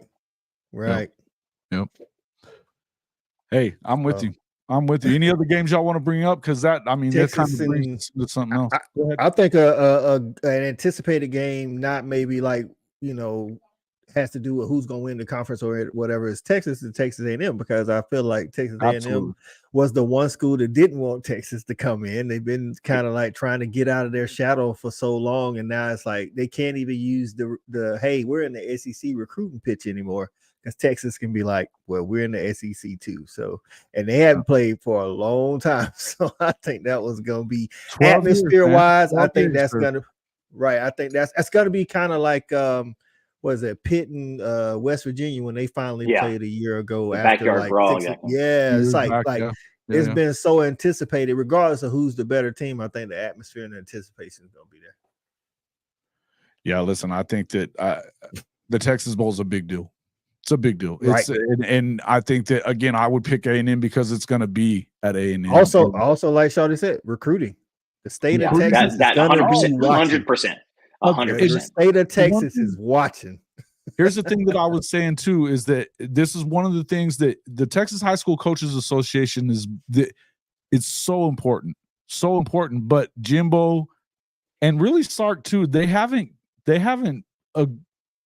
really made themselves available to those guys, and I don't think that Jimbo especially was absolutely not popular with those guys. And you need to be for recruiting purposes. What's the first thing that Elko did? He went and met with the leadership of them, and then he starts talking about being the flagship. That was a smart move, because Sark really hasn't done a great job with it either. I think he was better than Jimbo was, because Jimbo's just a bullshitter. But again, I think that what you've seen him come in and do, again, I don't know how much I believe in A&M ever, anytime, but I like their quarterback situation very much, and I think defensively they're going to be pretty good. So, plus you're playing at College Station, and almost nobody goes in there and wins. I mean, Alabama's lost a game in there. I mean, you know what I mean? It happens. It's going to be a tough place to play. They're not crazy like LSU or whatever, but I think the 12th man gets loud, and they create crazy people. Right, Clemson. Yeah, I mean they even did that for Clemson. You know, in Trevor's freshman year, he had to be first. It was Kelly, then they put Trevor in, and they had to pull Trevor so Kelly could come in and save. I mean, that environment, I definitely think that 12th man helps them. But like I say, 100%. I just how they been running from. It seems like Texas A&M's been running from Texas for whatever reason. And there's been a lot of talk about them moving to the Big Ten or something. I mean, that I don't know how. I don't even know that. Hey man, they don't even have a Waffle House within 30 miles. Come on, man. The Texas legislation immediately shut that shit down. That's not happening. But how weak sauce would that look if you ran from them again? What a weak ass move, bro. I think that, I'm not saying that's like like the death penalty to SMU, but recruiting wise, that definitely wouldn't help, dog. In Texas, like it'd be hard pressed for me to think you get a big time recruit out of Texas if you did that. Like you might get some 3 stars, which not saying they're bad, but like the high 4-star, 5-star guys. They're not struggling with recruiting those still. They're still not. Yeah, they're not. No. I'm just saying if they ran from Texas again, though, like Oh, if I they agree. ran, see, the first time they ran from Texas, they ran into the SEC. So they had, hey man, we're in the SEC, come over here. You know, now they can't really pitch that. And then if they ran to the Big Ten, they're like, man, y'all, it's like, what y'all doing, dog? I'm And from that's why it is. Texas. I don't want to go play at the Big Ten. Oklahoma for the same reason. They're all going for those same cats. You know, we're recruiting against them for everybody in that state. That's why it's important that Oklahoma doesn't I mean, I will say this again. I said it the other day. Thank God Lincoln Riley is at USC because they would be fucked. Completely fucked. Yes, it would be. I mean, you know, I still have my receipts when people were like, oh, you guys weren't saying that crap about Lincoln when he was there. No, I was calling us Texas Tech North mid-second season because I couldn't stand, and we were so good that we could just make mistakes, drop the ball. Yeah, and it was just bad. But no, I mean, I think that putting wallpaper up and painting over bullshit that was a big problem. Yeah, and Lincoln Riley conference. You know? But you understand that A&M never even looked at Lincoln Riley this offseason because they knew what they were wanting. They knew what it was because his name was on that chart and then his name was off when they came out with their list. And you're telling me that any other university is going to sit there and say, we need a head coach and we're not willing to look at Lincoln Riley. It's stuff around here. People know who he was. You know, people know everything about him. Is a bigger prospect as a coach than Lincoln. And who would have thought that 2 years ago? Ryman Lemon has a point about the A&M. He said he didn't think they, ran from Texas. So, kind of got screwed. And that's true. While that may be true, and I definitely could see that, Ryman, perception is reality. So everybody on the outside looking in perceived it as them running from Texas. Well, he ran, yeah. But yeah, I see what you're saying. That was when Dan Beebe went behind the conference's back. He got his ass fired over this, by the way. That was the commissioner before. It's been a shit show in the Big 12 for a long time. When Dan Beebe was he knew about the whole Longhorn Network thing long before. He didn't shut any of it down. It almost imploded the entire conference then. And in fact, it would have, had it not been for the Pac-12 saying, fuck that, we're not going to let you come in here and we have our own network, or they were trying to do their little Pac-12 network. This would have been over a long time ago. It's been so poorly managed, but they kissed Texas's ass. And wait and see. Texas is going to continue to try to get their way in the SEC. You guys will hate Texas soon. Believe me. You will. Because they will weasel their way into shit that you won't think they should be able to, but they will. See, the difference is in the Big 12. In the Big 12, to be honest, y'all were beating them, but on the outside, if you're not in the Big 12, Texas was the brand. He coming to that. Listen, I mean, Grant Sankey a different dude, dog. Like he's like my brand is the brand. So I don't like. I love to have Texas. It's like I tell my AAU kids, I want you, but I don't need you. So when you try to do all that stuff, that's not going to fly like it did in the Big 12 because Oklahoma and Texas had that pull power. Like, what was the Big 12 going to say to Oklahoma and Texas? I mean, what were they going to say? I mean, no, dog, you can't do that. Like, they didn't want to lose their two biggest brands. Well, y'all come over to, y'all are big brands in the SEC, but you're not the only big brands. No, in the that's SEC. the big we're not saying that. I'm saying no. I'm just saying. So when Texas tries those things, weasel their way around that, it's more of a welcome to the flock, right? So when Texas tries those things, Sankey be like, I mean, that's nice, dog, but it's still the SEC. Like, you can't be like, well, we're Texas, we'll pull our money. Sankey's like, okay. but Coach, that's what we're saying is like that's common sense. That doesn't reside in Austin. That's not. I'm not saying they're not going to try it. I'm not saying they're not going to try it. I just don't think it's going to be as I guess it's like Mizzou acting like they're a good program when they've won 10 games once in a freaking decade. It's just as crazy, but this is exactly what we're talking about. They got that SEC mindset.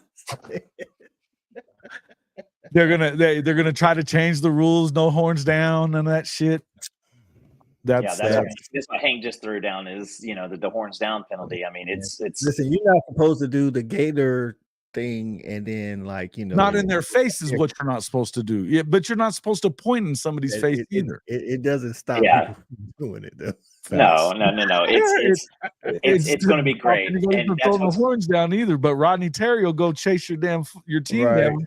Well, he might as well get ready for that because it's gonna happen. I mean, come on, dog. People like South Carolina tore up the hedges. I mean, it's just things that you think people won't do.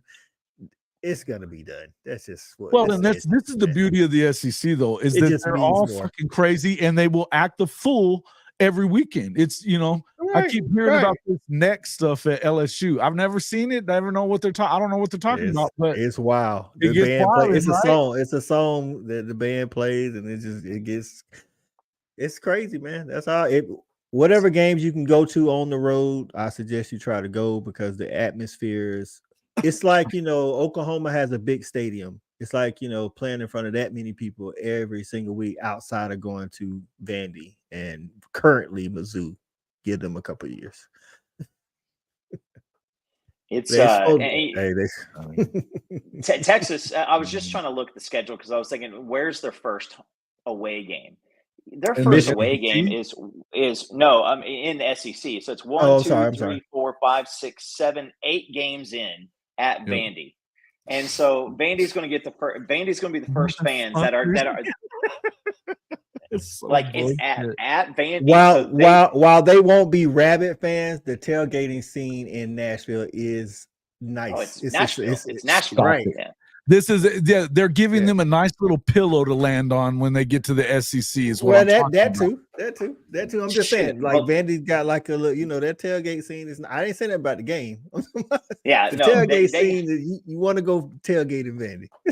They got Georgia. They got Georgia the week before, so that's their awakening. But their first SEC game, their first SEC game is Mississippi State at home. If they got to go there, I would love to see those hillbillies just light into Texas. That's going to be. I might go to that game next year. It's different playing in front of the Cowbells, though. No doubt. They're wilding down there too, and it's weird that they've taken offense to. I mean, I didn't even say anything bad about them when Levy got down there. I was like, I hope they do well, and I do hope Jeff does well. He's an Oklahoma guy, We were a little pissy at him last year at times, but I gotta say, I hope he does a good job down there and does. But they were weird, huh? He loses every game. That's a home game. Loses every game. I don't care. I mean, that's a road game y'all can miss.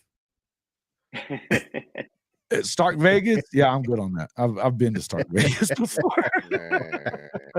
The Cowbells will drive you damn nuts, and then. I want to go to the South Carolina game, but I also that Rooster shit is going to drive you nuts. Hey man, listen, if it's a night game, I will say this. Let me take this back. I will say this. Ole Miss, now they have some of the most beautiful women on campus that I don't ever seen. Hey, listen. There you go, Jason. Have at it. Them and LSU. What did you say? What did you say? Who did you say? Them at LSU. Ole Miss. Oh yeah, LSU. Oh, bro. Yeah. Oh, Jason, if you go like their tailgates, oh my God, on their campus, those are some of the most beautiful Southern women that you're gonna see. Absolutely, and they all got money too. Shit. But in 2025, Jason, though, if you can go to, and it's not a now if it's a noon snoozer, then you might can miss Columbia. Columbia's not like a city you want to roll. That's a late game for us. We're rocking 11 a.m. We don't even understand what it means to play. We hate noon. Yeah, we hate noon games. So if they make it a night game, you definitely got to go. Well, the first 3 games, they're all at 3:30, right? The first 3 games that they announced it today for Oklahoma. Yeah, they're all 2:30. That's awesome. That's awesome. Yeah, you know what, baby? That's something I never thought about. Are you guys the farthest west of any SEC team? Yes. But not by much. How does travel affect y'all? Well, I mean, we were going to West Virginia. It's still pretty well in their footprint. Yeah, there's to be honest with you, until you get to the Florida, I mean, when you go to Florida or South Carolina, it would be the furthest one away. But even that, really, it's not terribly far. I mean, it's drivable. No, we went to West Virginia, and West Virginia and Cincinnati this year, and Ames isn't. Ames isn't a fun trip. But I mean, Ohio's a pretty good ways. I think they did. I think they did good with y'all as far as that's concerned. I think they did good with y'all first year schedule. I'm not saying that it's not hard, but as far as distance, I think the furthest you got to go this year has to be Auburn. A lot of OU fans in Augusta. I didn't know that. There are. Yeah, going to Auburn, that's y'all furthest game this year. Now next year, your furthest game will be Georgia. South Carolina. Because the first 2 years you keep the same. Yeah, we're not going to play Georgia. That's right. Yeah, you're just flipping. Unless I just say this is if Oklahoma makes it to the SEC championship game, you realize they go Mizzou, Alabama, LSU, Georgia. Oh, yeah, that's tough. No bye week. That's tough. Yep, and I think that's another game. If we're talking about games that, I mean, look, the Ole Miss game will be fun at the Grove, but I think going to LSU is, and it's the last game of the season. I think that's one of those. It looks like they're trying to build a.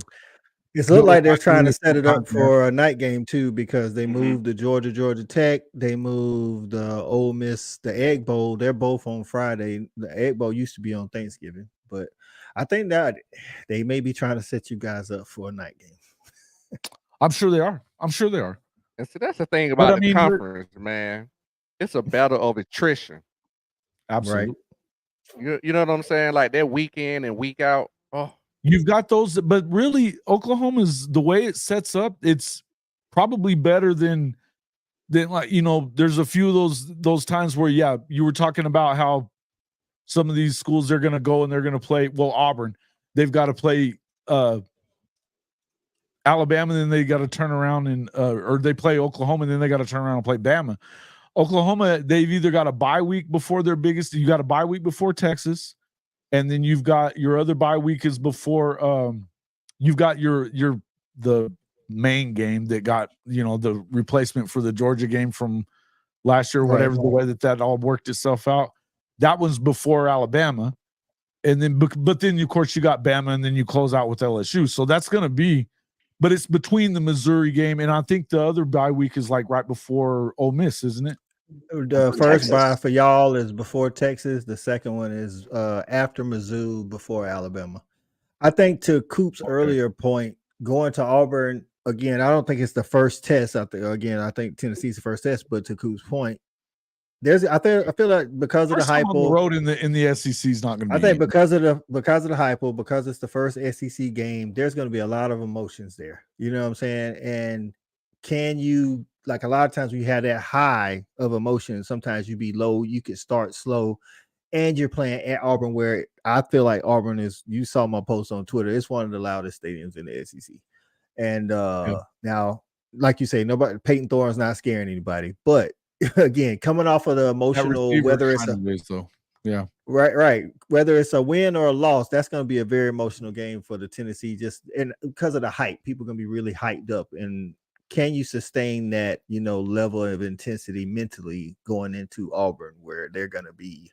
I think that's rowdy. The question anyway. I think that's the question anyway, even coming off of last year, because after you won the game against Texas, then you turn around and almost lost to UCF and did lose. Somebody said that in the comments. Y'all typically play like flat the week after Texas, and you guys. And I think South Carolina. More of that was at the end of Stoops and going into Lincoln, that you always had that, but. I think that the hope is that, I mean, we still had some issues and stuff in the last couple of years, but I also think that that's what you're hoping that has evolved out of it with BV and some of the things that he's trying to do. We're going to find out. And Jason, we went, Shawty, if you don't know this, we went over the stadiums of the remaining Big 12, and the largest one was 63,000. So Jordan Hare is 88.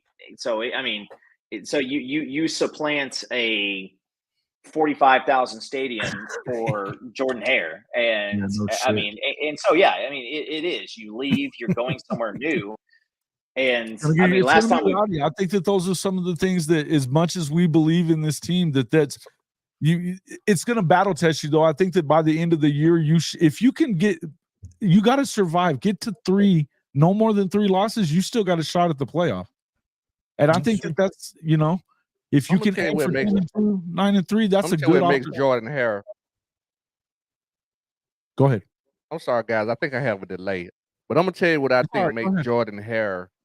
So the stadium itself, like, I don't think there's no other stadium in the SEC that has their sideline, the actual seating as close, to the benches.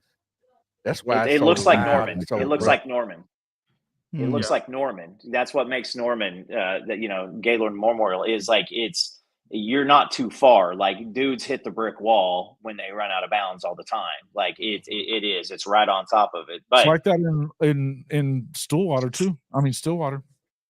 Well, like Coop was saying with bringing up the Big 12 stadiums, like you guys go from when you play in the Red River, you got 100, 90, 100,000, whatever. But then every other game is like 63,000, 40,000. Whereas this year it's going to be, you play at home in front of like a large crowd because you guys got like 90,000, whatever it is. Then you turn around and play in front of another 90,000. Then you play Texas in front of another 90,000. Then you play South Carolina back at home, 90,000. You go to Ole Miss, you play at like 80,000. It's like back to back to back. It's constant now. When you go to these smaller stadiums, they're also closer in on top of you. And you go to Stillwater, it's rowdy in there, no doubt about it. Yeah. You hear about stuff at Austin Stadium and then at Oregon and stuff, and it's one of the craziest places in the country. They talk about it a lot. That's because of how their construction is. It's like the sound doesn't escape the and I think BYU similar like that as well. And the acoustics definitely like that. Yeah. But when you like I say, when you after you play a hard fought game against Tennessee, then you go to Jordan Hare and you like, wow, you know what I'm saying? Like I say, just from a noise. It's also going to tell you. Go ahead, Sean. My bad, Cole. Like I said, I think I have a delay. I apologize, guys. But it's also going to tell you about Brent Venables too, because this is going to be something that a lot of, especially new head coaches, and it sucks that he's learning in the SEC, but you're going to have to motivate these guys week in, week out after these hard, draining games. Like, a lot of coaches can't get these kids and keep them motivated for 12 weeks in a row. I think that's the best thing about this coach, though, is that's not where he has a problem, though. They are buying into what he does, and he talks about it all the time. That one of my favorite press conferences that he had last year was that he was saying, one of the guys was like, you can't what did he say? You can't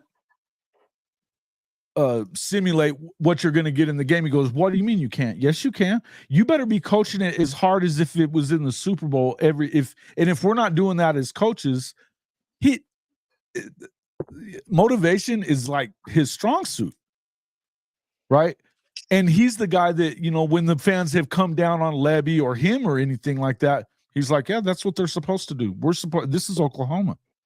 Mm-hmm. So, and the kids, they love it. And here's the other thing. All this disrespect has really, I love it because the kids see it. They've a couple of the guys that have podcasts and YouTube shows, and they're like, they fucking hate on us. Fuck them. They hear it and they know it and they don't like it. And they're like, nobody's giving us no love, but that's okay. I think from an OU fan, I think you guys say it's hate. I think from outside, it's more that people mostly are showing Texas way more love. It's not that they're hating OU. I personally haven't seen it. A lot of people are not like you, Coach. A lot of people are saying there ain't no way they're going 6-6, 5-7. Well, I saw the predictions for the 7.5. I mean, even Vegas put it at 7.5, and then I want to say our guy Crane and Company said like 7 in the first year. I don't know necessarily think like I think it's a lot of again it's some Texas hype, you know. But here's the thing. Not necessarily OU hate. It's more Texas hype. If but guys, here's the thing. Here's the thing that you're missing about the Texas hype. The Texas hype is not new to this year. The Texas hype is every damn year. The only thing is different, and I'm going to say something that may affect, but you got to get your big boy feels on now, is why most OU fans don't like it right now, because it could be true finally. Because they saw what happened last year, and it could be true. They could be here. I'm not in that boat. I'm not in that boat, though, because I know this. You lose your top 4 offensive weapons. That's a good point. You lose your top 4 defensive players. That's the other side of the coin. There. And your top 5 offensive weapons and top 5 defensive players. Yes. But see, I think what Coop is saying is right. To jump in here, Coop, but like you know, while Jason, you know, you may have some guys to replace it. When they talk about Oklahoma, they talk about all the people that you're missing, all the people that you lost, not who could be replacing. But I know, I'm just saying like 4 offensive linemen or whatever. But when they talk about Texas, we all know Texas lost just as much, if not more talent. But they talk about, it doesn't matter because they got Isaiah Bunn, they got this guy, and they got this guy. Like I said, I don't know if it's more like they're not saying to OU, they trash or whatever. It's just that they're showing so much love to Texas. They're not giving has finally returned. I'm just saying I think as an OU fan, I can see why you're like, well, hold on. We not the invisible, child here. We got more Big 12 championships in the last 2 decades than them. Look. Respectfully, since the Big 12 started, when you're done, I want to finish hearing what Coop had to say. Yeah. So I mean, I'm just saying that with Texas, I mean, you literally like Quinn Ewers is a few mistakes away from we want Caleb Williams. Like that's coming. That is coming. And it is going to be big because of who is behind him. He's already a faulty quarterback. Already a freaking faulty quarterback, and now he doesn't have. He won the game at Alabama. He's lost the rest of the games that have mattered. And listen, those 2 games against Alabama are the best 2 games Quinn Ewers has ever played. He doesn't have very many more of those games. So, but to your point, Coop, like you said, what if it is true? What if Texas? None of us has said that. None of us have said that, but.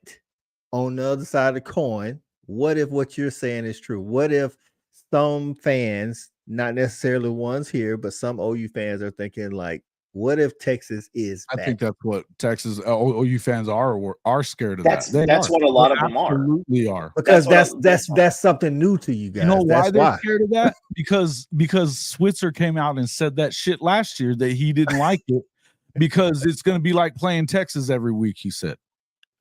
Okay. I think it scared the shit out of some of those, especially those older guys. See, I didn't know you said that. Oh, okay. So my thought process is very that's legitimately. That's a good statement. Playing Texas every week. Okay. Yeah. So because you have to gear yourself up. You don't gear yourself up to go up to Lawrence and play in front of 23,000 people, which 3/4 of them are OU fans, and that's where you lose that game. When you run train on Oklahoma 30 years. Yeah. I'm just saying is like when you come off of Texas, it's hard to get up when you go into a 40,000 person stadium. It's just hard. That is hard. And in the Big 12 let's just be honest, since 2000, OU has been the persons you knock off. So you're getting their best, everybody's absolute best shot all the time, and they're willing to do anything because they got nothing to play for. Nothing. That is not going to be the case. Now we get Texas. We get the perception of Texas every single week. But let's just be but I'm also saying if we lose to Georgia, I'm not going to be like, man, F Georgia, F the SEC. I'm going to be like, okay, now we know what to do. If we lose to Alabama, you're going to get better. I think battle testing this football team is exactly what you needed for a long time, man. Yeah. It's why we've pointed at 2025 as the year that you really should expect more out of Oklahoma. That should be the real year that you expect the most. I'm not saying that you can't make a run now. I'm saying 2025 is going to be your best chance. They're already and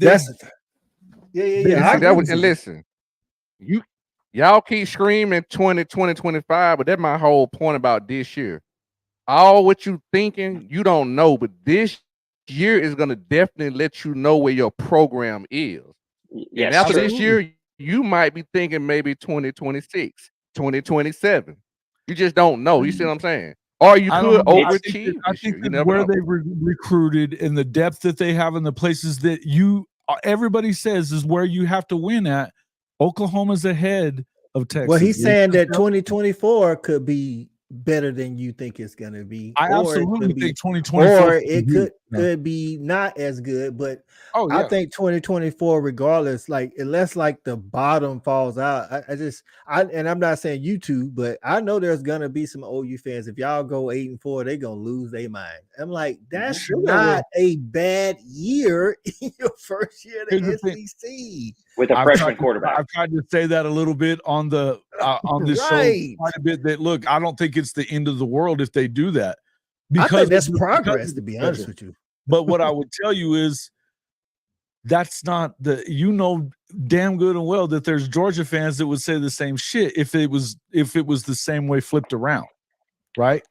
There gets to a point, and when you won 10 last year, but you lost to who you lost to, nobody's going to be okay with that. What? It's the brand. It's the brand. Right. It like 8-4 is not something you don't understand. Okay. I'm not saying that you should be happy with it. I'm not saying never be happy. No. I'm not arguing that point. I fully 100% agree with Shawty and what you're saying right now but we have a humongous faction of loud ass people on social media who are fans who really fully believe that there's something wrong if we don't go undefeated. I think this is absolutely Greg. Danny and Billy, the backbones of the deep. And I'm going to tell you, I agree with this. 100%. I know what you're saying about this, and Coopton, I'm going to tell you, I'm saying this to you too. I know what you guys are saying about this. Danny and Billy, as good as they are not as good as these kids they're recruiting right now. That's true. They're not as good. Y'all do know other teams are recruiting in 2025, right? Y'all do know other teams are trying to get better in 2025. I'm not even talking about that. I'm saying these guys that are already here, or the guys that are already here or coming in this next class, they're already more talented as far as floor ceiling. It's a different story than Danny and Billy. I love Jason, Danny and Billy. I'm telling you. I'm going to say this, Jason. I'm going to say this. I agree with this fully. I didn't read the whole thing here. I just think that 24 we can be better than was expected. But I will say this: I've said 10-2 a lot. I've said 10-2. I'm the one who says that Woody Washington and Jalil Farouk may not have a place on this team because the talent has surpassed them. Correct. And that's a starting cornerback who was an answered prayer for almost 2 seasons, and we've been trying to kick Ethan Downs out of town for freaking 2 years already. Yeah. But what Shawty was saying was, you know what? We go through this year, and maybe there is a chance that like it's okay. Well, we went 8-4 and we beat the hell out of a bowl team or whatever, but we went 8-4. Maybe we were not as forward as we thought we were as we were sitting in the Big 12. I personally think that's 100%. It is. This is a measuring stick because no matter what our thoughts and opinions are, is whatever happens this year, that is, you are what your record says you are, right? So you're going to see that and go, okay, all right, here we go. And so it's who's the guy that said 2024 could be the year, not 2025, because of losing those guys. But this, to his point, like Jason, you're saying, and this is a possibility. This is a realistic possibility that you guys go 10-2. What if you go 10-2, and to Shawty's point, and then you turn around in 2025 because you're losing some of that experience, but you got better talent, and then you go 8-4. How do you feel about that? Here's the reason. Okay, I'll tell you that. I love that because here's the thing: the guys that they got following up Billy Bowman, better talent. We're agreeing. But listen, I'm gonna tell you this: if we're just talking about throwing the ball, if we're just talking about listen. If we're just talking about throwing the ball, Carson Beck is a better thrower than Stetson.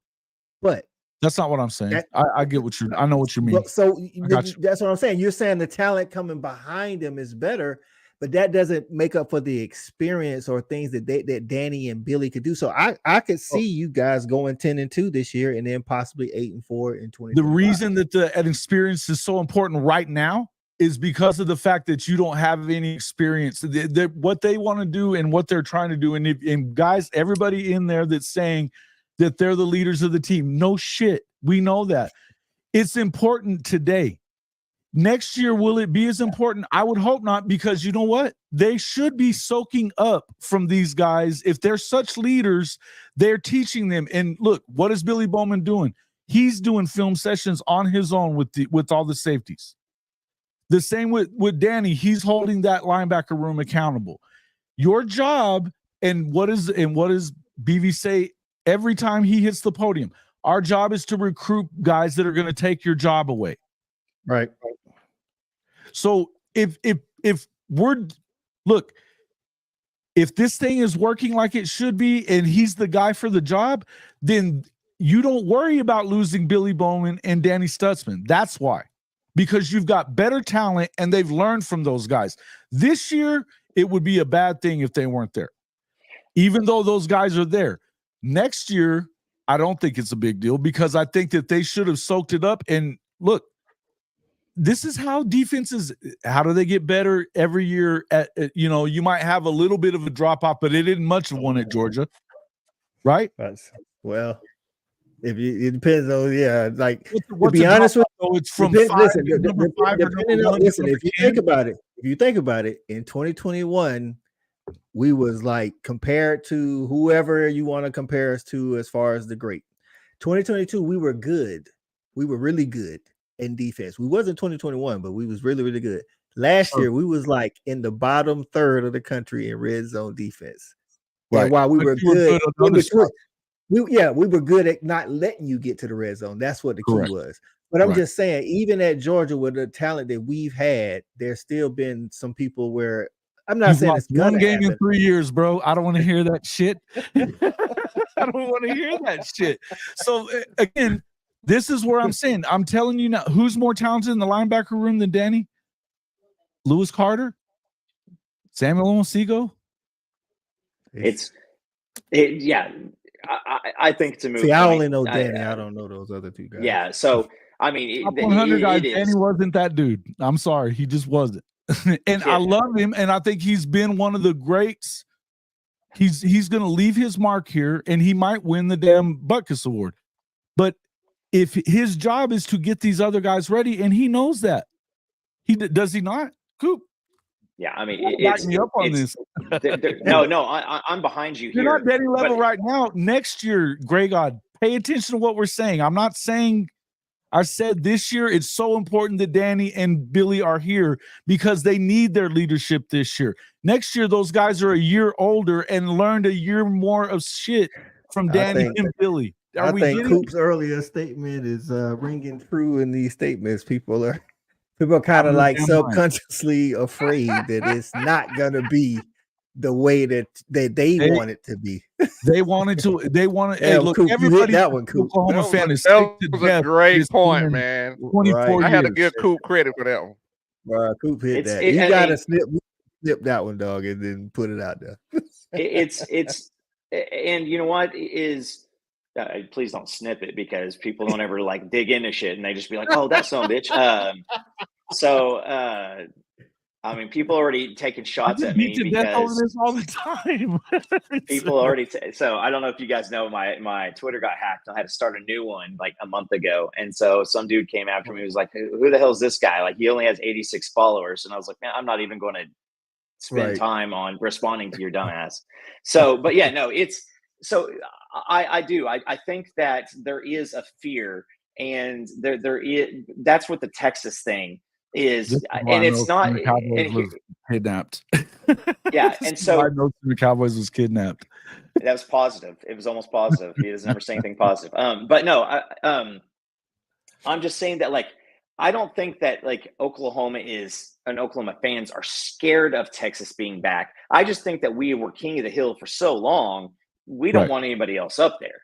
Like, I still think some of the best OU Texas games are when Colt McCoy is going against Sam Bradford and we're a top 10. It's a top 10 matchup. And then I want them just to stay, in, December 28th bowls from that point on. But that's it. Is I think that a lot of OU fans, they don't want to think that Texas is actually back because we want them to go into, like, we want them to look like A&M. Like, that's it. Like, I personally, I don't really know if I think I'm,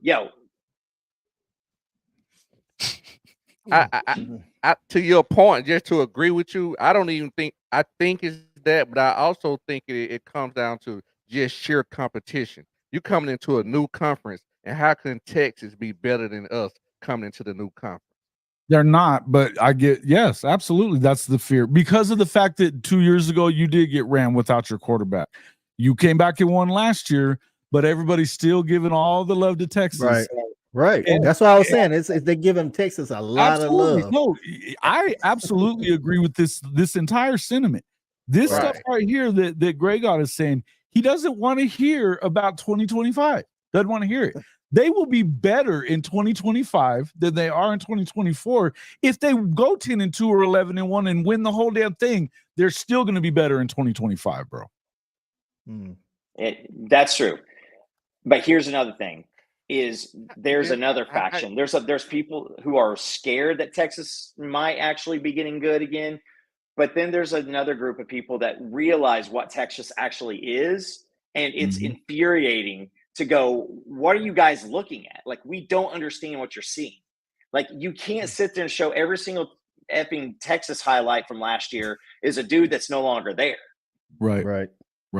So that's where there's another faction of people going, half as good. We all believe that, but what I just don't want to share the cake. But do you also understand you can be better in 2025, but also the conference can also be better in 2025? We're not saying that it can't be. I'm saying that they're going to be better either way. I agree with what you're saying. with what you're saying. I'm not saying that I'm not guaranteeing shit for this football program. I'm not. I'll guarantee you that they will find the right coach until they get it right. I will tell you that. They're not going to it's not going to be okay because he just showed it to you. And I mean, it's all back here. The OU brand will never be okay with 8-4. They will not be okay with that ever. If he goes 8-4 2 years in a row, Brent Venables will have 1 year left at most. Right. And at any contender, you're not gonna be happy with 8-4. We just, from a fan standpoint, because we don't really control anything but noise in the stadium. You know what I'm saying? It's like 8-4 ain't the end of the world. I'm not saying that you should want to be 8-4. I'm just saying, like, they shouldn't be coming on the show like, oh my God, what are we gonna do? Bro. Fire Brent Venables. Like, Brent Venables does not need to be on the hot seat after a 2024 8-4. Absolutely if that not. happens. Absolutely not. But he won't be on the hot seat necessarily. But if he were to do it in 2025, if he do it again, I see what you're saying. 2 years. I mean, it wouldn't be a hot seat situation until after 2025 when he did it, because that should be the target. I mean, it should look, be. do I think that the timeline could have been moved up because of certain things that have happened in the SEC? Absolutely. Stink. Yes, he will be on the hot seat. Yeah. Oh, yeah. Do you remember when they wanted to throw his ass out of town as DC? But after they lost the national championship but game, what if 2025 season is worse than 2024? To Coach's point, how does that work? Like, if you take that would be bad. Like if y'all go 10-2 this year, which again, like we've all talked about, that is, a possibility. But then you're a better team in 2025, but so is, you got to play everybody else. You get more games at home. When you get more of those games at home than you're getting on the road, and of these quote unquote good games, the good teams that they're playing this year, I think it's a bad deal if they don't. If they go 8-4 this year and go 10-2 in 2025, he's fine. If they go 10-2 in 2024 and go 8-4 in 2025, that's probably not going to be Because I mean, Great. I think this year, I mean, you guys get Alabama at home and Tennessee at home. Then on the road, What you is of it course that you guys are upset about, guys? I I don't know. understand what you guys are all pissy about. I'm out heard enough of this. I think they're not pissy. I think that it's almost 10:30 just and question. we've been going for 2 hours. We have been going. I guess we didn't talk about the best rivalry. Valid question. Right. Let's talk about the best rivalry, Jason. Starting shit as usual. Fucking shoddy every fucking time. Every fucking time. So the Texas A&M said that the Red River rivalry was the best in the SEC day one. That was what we brought this up to do anyway, and I mean that's what we should be talking about. We're gonna find out whatever happens with Oklahoma, guys. You know how I feel about this. I think they're gonna go 10-2, 9-3 is probably where they land. One of those two. It wouldn't be the worst thing in the world if they went 8-4. We're not hating on OU. I'm telling you that whether they go 8-4 or 10-2 this year, they're going to be better in 2025. That's my belief. Dude, so he was out. Oh, Steve left because you said BV would ever have a chance to be on the hot seat. What? Listen, if you don't think that bro, like anybody can be on the hot seat if they're not performing. Yeah. How many people wanted to fire his ass when he lost to Kansas State in week 4 of his first year? Hey man, this college football, man, nobody's above being fired. Yeah, it's the money. You can't fall behind, and that's why people are willing. That's why the ACC is doing the crazy that they're doing, is because they're falling behind, and they're not going to pull out of this. So let's talk about the best rivalry. Can we do that? That's a right. Were you surprised that Christel Conte said all that? I ain't. It's Texas. Well, I'm not surprised he said it. I don't listen. Anytime we talk college football rivalries, much less SEC rivalries, I always put the Red River in the top 3. I'm not mad if you put them 1, 2, or 3. I always think the Red River is. He mentioned the 300,000 people waiting outside. Yeah, but it takes more than attendance and atmosphere to be the best rivalry. You actually like what goes on inside the stadium, that plays a part too. So I mean, no other rivalry in the SEC needs the state fair. So like take away the state fair. I mean, yeah, you got the best of it. Yes, okay, it's at the state fair. But if Clemson, South Carolina was during the state fair in South Carolina, it'd be the same way. Thing for him to say that, right. So, I think it's one of the top benefits from the game more than the game benefits from the state fair. Believe that. Yeah, right. I would have never been to the Texas State Fair in my entire life if it wasn't for OU Texas. Not once. I would never consider, and it's 4 hours away. It's not like I got to travel. Thing I've ever heard out of that jackass. You got to tout the actual game, the camaraderie between the fans and things of that nature. Because I mean, it's not like there's no TCU fans at the state fair. I mean, there's a couple there, you know what I'm saying, or Houston fans or whatever. But not at that game. There's not. That game is split down the middle, orange crimson. I mean, I've been to the game 3 times in my life. Georgia, Florida. In the stadium, you can see the difference. Where I mean, I'm not talking about the stadium. So you telling me there's no SMU fans that go to the state fair? I'm not saying that. I'm saying that's what I said. That's what I said. I never said the game. That's what I said. I said this. I don't know how many people are really at the fair. Anyways, the 3 times I've been, I mean, we go pretty much straight to the stadium and leave every time. I mean.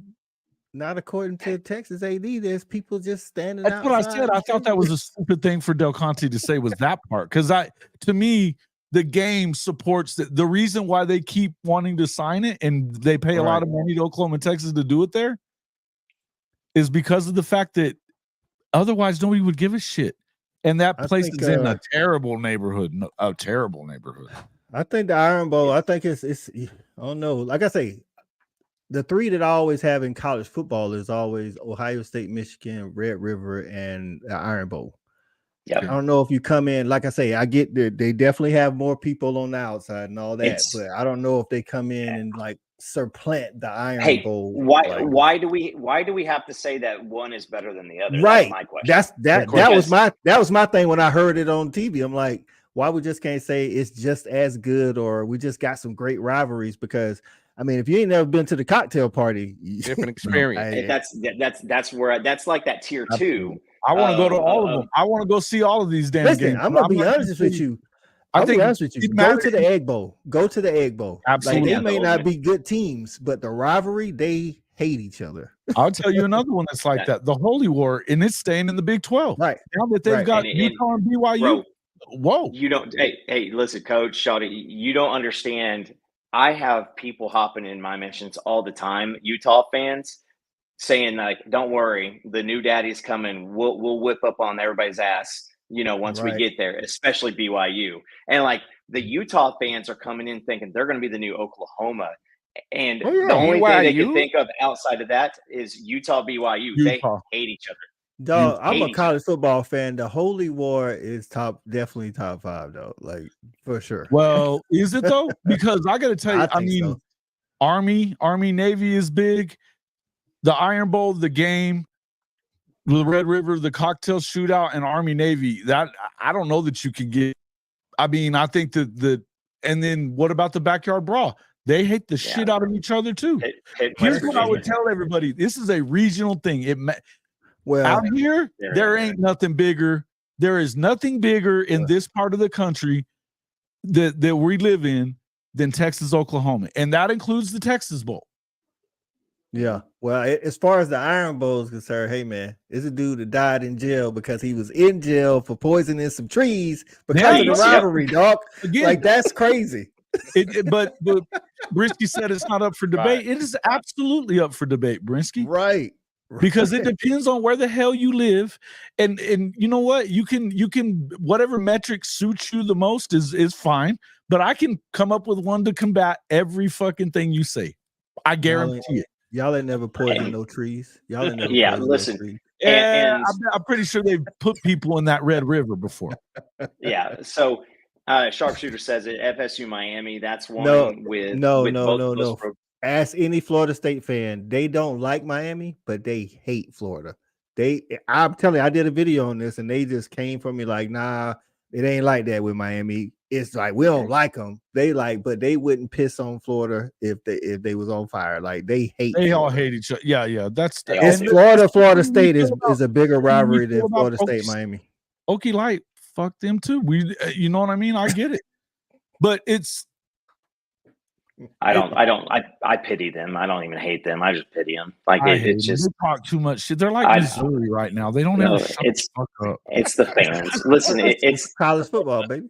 Yeah, that's college. But yeah, I mean, USC Notre Dame is another huge one. Yes, hey, but I don't know. You know the reason why I don't have them in Lincoln, Coach. Right, but I'm gonna say, like, so historically, I definitely have them up there. But like, if you be around the fans or talk to the fans, like Texas OU, like Jason, you're an OU fan. You haven't done a show since I've known you for the past 2 years without saying horns down at least once. Notre Dame and USC I don't feel like I feel like there's a couple of people that hate the other one, and then when they play each other, they hate each other. But like, I don't think Notre Dame spends their whole off season thinking about USC and vice versa. Whereas, I don't know. You should ask USCJ about that. He hates them, and Coach definitely. Yeah. Coaches, I can see there'll be a like just a random post on social media, and somehow a Texas guy can make it about Oklahoma, or Oklahoma can make it about Texas. I don't see that. Without them being in a conference, they've probably been the most consistent team they don't play. Yeah, right. That's a rivalry because they play each other. But I don't know. My cousins play OU. I would say that it also, you have to have more than like 1,100 interested college football fans in the state of California for them to be mentioned in any of this stuff. Because I want to say USC, UCLA, but I don't know, man. If you watch those streams that USCJ does and the Voice of College Football guys, they get a lot of people in there, and they're fucking wild, man. They are. Yeah, all of them. Every single one that likes college football is in there. Everybody else is doing California shit. Right. I mean, it's not the same as it is out here and in the South for sure. I promise you it's not, but it's definitely crazy. That's what I would say. I just felt overall the USC Notre Dame intensity isn't a Red River. Iron Bowl. It's not an Iron Bowl. It's not a cocktail party. It's not a Michigan Ohio State. But I think it's a good rivalry. I'm gonna be honest with you, dog. If you ask me who's more intense, then it's Clemson and South Carolina over Notre Dame and USC because they literally missed bowl games because of fights breaking out in the brawl on the field. I was hoping, I mean, we should have got Statham to come on here with that one too, because he calls them the taters and all that shit. Now he hates them. Yeah, listen. I'm telling you, like house divided, not eating at Thanksgiving time, and it's crazy. You know, the Gundys always talked about that because Kel played for Oklahoma and Mike played at Oklahoma State. He was supposed to play at Oklahoma too, but because of Troy Aikman and then Jamel Holloway, he didn't end up. He went to Oklahoma State.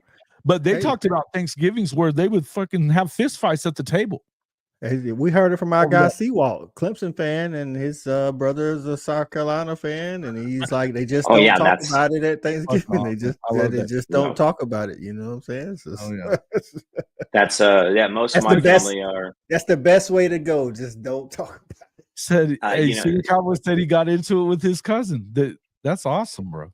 That's awesome. Yeah, I my whole family. So my I was a baseball player and played Kansas, played Oklahoma, and the my uncles are Oklahoma State guys. My uncle played or coached with Coach Ward, and I mean that my upbringing was Oklahoma State baseball, and so when I became a Sooner fan, working at a radio station, calling the weather and playing the commercials for Sooner football and basketball and stuff like that, I just fell in love with Oklahoma at that point, and we don't talk about stuff because it just turns into a fight, and nobody half the ladies just want to bounce out, and it's like Cody, winning. I mean, Cody Stovall. I mean, we love him, but these guys beat him to death every time he comes on the show. He is such a good sport for an Okie Light fan because they kill him. I like Cody too, but he's a rare one. The Locked On Oklahoma State guy. Has he turned 18 yet? Yeah. Okay. You know what? Cody's been through some shit that he doesn't really care. You know what I mean? He lost his leg in the military, so he don't really, Oh, we're not talking about the same guy. Who's the guy who came on with us one time? He was an OK State guy, but he was like 17. No, that was just Cody had shaved his face that show, I think. Oh yeah, that was Tim. Yeah, Tim was talking about he was a 12-year-old because right. He Brinsky off and made him have to get on. Right. No, I just got Brinsky's here because Brinsky, we got a bone to pick with him. Come on in, brother. Welcome to the show. You should have been running around, man. Running around. You knew better. Here we go. Yeah, I'm just listening to y'all, and I'm just hearing this nonsense, man. Stop with the nonsense talk because I can argue every point with you, and I can. And I just what is it that you speak of? Huh? What's the nonsense? What's the nonsense? What is this nonsense you speak of? It's only Auburn one. Hasn't been relevant in how long since Cam Newton was there? What are we talking about? That's definitely not the case. They just lost to New Mexico State last year. Tell me more. I'm about to say Auburn probably done more in the last 10 years than you guys. No, they haven't. What is this? Risky coming in on fire. No, I'm just messing with you. I was like, I see the chronic. I see the chronic poster. The chronic poster's behind him, and he done went too deep. He's been hitting the chronic for a while. Oh god. Oh my god, Risky, my heart.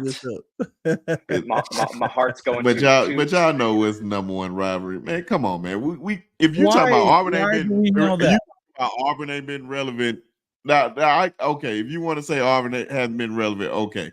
But we just gonna act like Texas is an older rivalry. I can argue last that time one too. Texas was relevant when we played them in the national championship game. Before last year, that was the last time they were relevant. Texas been back every year since then. Oh, Texas is back. Texas is back. Come on, man. That's been a lopsided rivalry, man. The games are not good. Yeah, Oklahoma's 17-8 in the last 25. That's how good Texas is. That's what I'm saying. So basically, what you're saying is in the two rivalries, Auburn is Texas. Texas is Auburn. So yeah, that's I'm counting on the other screen right now. Actually, if we compare Texas and Auburn won it in 2010, and in 2017 they was in the SEC championship. I don't know what but the Texas did make the Natty last year. So they made playoffs. I'm sorry, the playoffs. But then Auburn made it to the national championship in 2014. That is right, in 2014. And they ruined the SEC's winning streak. You right, which I'm not mad about because I didn't want to see them win. I don't care about the SEC, especially not with a former Georgia player. What's the difference? What's the difference, though? Is it okay? There's different metrics that we can argue. We can talk about that. What's more important? The game, blah blah blah blah blah. Okay, or is it hatred and how many people care? Because I can tell what you, is Coop doing? Taking down stats. I promise you. I'm looking at the past 20 years. There the is no shortage of hate on either side of the Red River in comparison to what Auburn and Alabama. Y'all ain't poison no trees. Ain't no. Rest in peace to Red River, though. I promise you, we've done that. Rest in peace to the late great Harvey Updike. That poison tree. That's a great story. And maybe Paul Feinbaum. Man, good for Paul Feinbaum. To this day, bro, I understand, let's not mess with people's property. Okay, I'm cool with it. But bro, it's just trees. I got trees in my backyard. I don't understand why the hell those trees mattered either. They're sacred. This is my sacred. Because they throw toilet paper on there. Come on, man. Right. That was like the most weirdest thing. Everything about that's how deep the rivalry is. F Toomer's corner. F Arby. F that eagle. I wish somebody just had a gun and just shot the eagle. Everything. He does not express the sentiments. Man, I hate everything Auburn. You hold on. I'm gonna give you're making me have to give a freaking. You're gonna really do this to my channel, Coach? Peter, come on. It's not me. Yeah, Peter. Yeah. It's not the fanatic, Peter. It's not. Hey. Hall of Fame college football is not responsible for the comments that came out of Brinsky Sharp's mouth just now. Man, F everything Auburn. Everything. I can't stand nothing about Auburn. Auburn, for real, man. If my child wanted to go to Auburn, that's cool. If they paying for it, I don't care who's paying. If they want to go to Oklahoma, I don't care as long as they paying for it. Stephen G, regardless of how you feel about it, man, Bama Auburn is not Bedlam, bro. Come on now. Bedlam is not on that level. I would tell anybody go to the Iron Bowl one time. Red River and Iron Bowl is comparable, but not Bedlam, dog. they don't understand. Nobody's watching that. I can promise you. They watching the Iron Bowl. I don't care how bad Auburn is. They're still watching the Iron Bowl. They're not watching that. Come on. This whoever this Texas fan is, the Rager or whatever, nobody cares what you're talking about, bro. They're 17-8 against you in the last 25 years because you can pop up and do 1 year out of every decade and a half. Nobody gives a fuck. OU is 17-8 against Texas in the last 25 years, dog. They won like 8 Big 12s in a row. Exactly. Like, come on. Not even exaggerate. Don't tell me about shit that happened when there was the leather helmet era, clown. Matter of fact, I even go that far. Conference championship. You take away that Vince 14-4. You take away that Vince Young national championship. You guys haven't won since the 70s. Let's stop.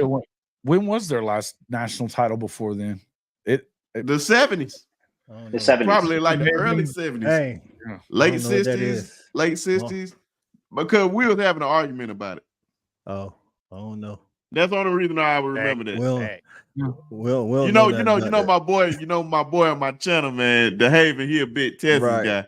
And he was just so happy that they beat us. I'm like, bro, that's still not gonna change. We still beat y'all in the national championship game. It doesn't matter.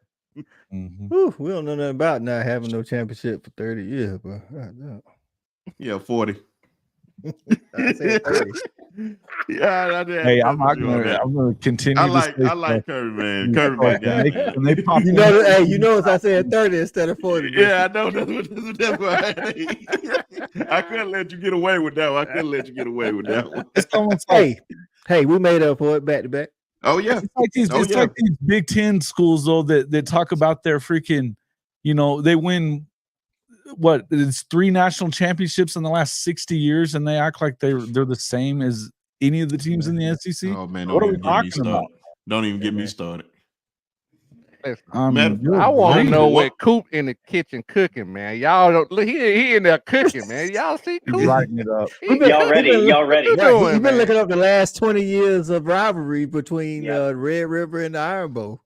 All right, so I'm tired of doing these numbers for a bunch of losing teams. So I stopped at 2010. Auburn is 110-71 in that time frame. Texas is 113-68.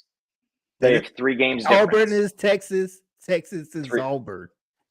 Except for Auburn has done more. Right. They have. This was a better rivalry right there. Nebraska was definitely a better rivalry. Absolutely. Back in the day. Right. Yeah, back in the day. Yeah. Right. Yep. But man, I don't even like it. Feel like when I'm giving the Iron Bowl credit, I'm giving Auburn credit, and I'm not trying to give Auburn no credit. I ain't even try to don't do it. I said something about Oklahoma. I meant what I said, but at the same time, hey. You want to have this conversation right now, Brinsky? No. It was Chris. Chris was starting with me when I was saying something about the Iron Bowl. Then he said something about Bedlam, and I was like, "Come on now, don't do that." Now that's when it got disrespectful. I was like, "Come on now." I heard you say last night though on Ty's show, and I couldn't believe I heard this shit. I could not off the believe rails. It. The mustard's off the hot dogs, fellas. He said, "Okay, let me I'm gonna make sure I get it right." I can't wait either. Too soon, cowboy. Oh, Brinsky, I know I did not just hear you say scrub and underachiever. That diatribe you went on, you called Oklahoma scrubs and underachievers. Now, come on, Jason. Hold on. You followed that statement up, telling everybody how Lane Whiffen was going to be a team to beat. I said this. Nah, I did say all Lane this. Hold on. Whiffen. Hold on. I'm gonna start with the first one. Oh, piss.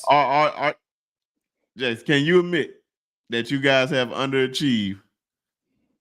No. I think that they've overachieved for what they've had in the last freaking. Wait, Britsky, I'm entertained on this. Overachieved in what? Like this past couple of years, the past decade? What do you mean? Like that, I think they give like Jason, move me down beside Shawty and put Britsky in the middle so he can down y'all. I feel like I'm getting jumped now. Now I'm getting jumped. You're getting jumped. Here we go. Now I feel I don't feel loose no more. But all them Baker Mayfield teams, they really love to overhype those guys. Those guys. Hold on. They didn't stand on it, Brisky. They had to play two sides. We played one side of the football. Yeah. They could have won. They could have won. They should have won the Natty. You're helping his which year? Which year? The year they lost to Georgia, they should have won in the blender. That's the only one that they were the best team, I thought. Period. It was the only one they even had any chance to win. Okay, so let's just say they beat Georgia. Now they facing us. They would beat y'all too. Do you honest to God believe? Yes, and I'll explain why. I'll explain why. Go ahead. what happened in that game when they played Georgia? What was significant in that game? Lincoln. No. The Georgia Alabama the championship. Changing of the quarterback at halftime. I think that OU allows Jalen Hurts to stay in that game, and Tua never comes in, and we beat them in a shootout. It wasn't gonna be no shootout. That defense was lights out. Hold on a minute. Hey, you guys who was on that Oklahoma offense before you start saying any of this stuff? Yeah, that's Georgia's defense was lights out, and they put 50 on them. What are you talking about? What they put against us? I'm telling you, we was good, but we wasn't lights out though. Come on, y'all were number 2 in the country that year. Number 2 in the country behind Clemson. I've already looked it up. Oh, hey man, news me. Like, I just tell you, 2021, 2022, 2023 probably was better defenses than 2017. I'm just telling you, you were number 2 in the country. Right. You had better offense. You had better offense that year. I got you. That was Nick Chubb and Sony Michel. Fucking Sony Sony Michel gives me bad dreams to this day. And the true freshman quarterback and a whole bunch of athletes at wide receiver, but no true receivers. But again, the defense that y'all. But yeah, that was good. That was good. Look, yeah. Oklahoma. That was the one year they were big enough to be able to play with you guys, though. That's the other thing. Remember what I told you guys the last couple of years? What did I say?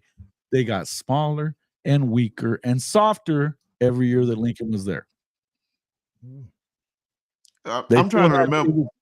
It was still all Bob Stoops' recruits, big guys. They were doing things still Stoops' way. The only thing they needed from Lincoln was the offensive thing. And he was great at that part. But it was the on the squid kick so much, but it was he took his foot off the gas. And once Georgia got you know how momentum gets. When Georgia got any kind of momentum, it was over. I think that Oklahoma's entire starting offense, outside of one injury to Rodney Anderson, is in the NFL or played in the NFL. That's right. Trent. Trent wasn't on that one. That was it was that was Zeus. That was Orlando Brown. Orlando, yeah. Mm-hmm. Yep. Cody Ford, Ben Powers. Yes. Creed Humphrey wasn't Didi on that team? Was it Didi and CD? Didi Hollywood, CD, Andrews, Baker Mayfield. Bro, that was Rodney the one. Anderson, I'm not saying they guaranteed would have won it. They had a team to win it, though. The rest of those years that they went to the playoffs, they didn't. No, because and that includes the first time when they went up against Clemson, they got battered. That was because Shoddy was at defensive end. I was at defensive tackle. Coach was at linebacker. That's what our defense looked like. Yeah, me playing. Right. Now, if memory served me correctly, I was the island corner. What's I'm trying to remember guy's running back name. I think his name was Anderson. Rodney Anderson. That was 225 in the game. Yeah, and 225. Do you honest to God believe that he was going to run the same way against Alabama? If Nick Chubb why would you think they would need to run the football like that? When they got CD and Dede Westbrook and Baker Mayfield and Mark Andrews. Are you insane? They weren't going to try to run the ball. we got Minka in the backfield. We got Levi on one side. We got Trayvon Diggs on the other side. You're gonna shut down two first team all pros. You weren't gonna shut in the backfield. I haven't even moved up front yet. Brinsky, they had all pros all over the Oklahoma offense too. Don't let me talk about ours. Those guys were just freshmen. Oh my God. I'm telling you, you're acting like it's a foregone conclusion. The Cowboys got a fat check. Bama has lost in the national championship game more than twice, even. Say what? Yeah, and Bama has lost national championship games multiple times. They could have lost that one too. Shoulda, coulda, but we didn't. True. I'm telling you that what happened with look, absolutely, Lincoln pissed down his leg.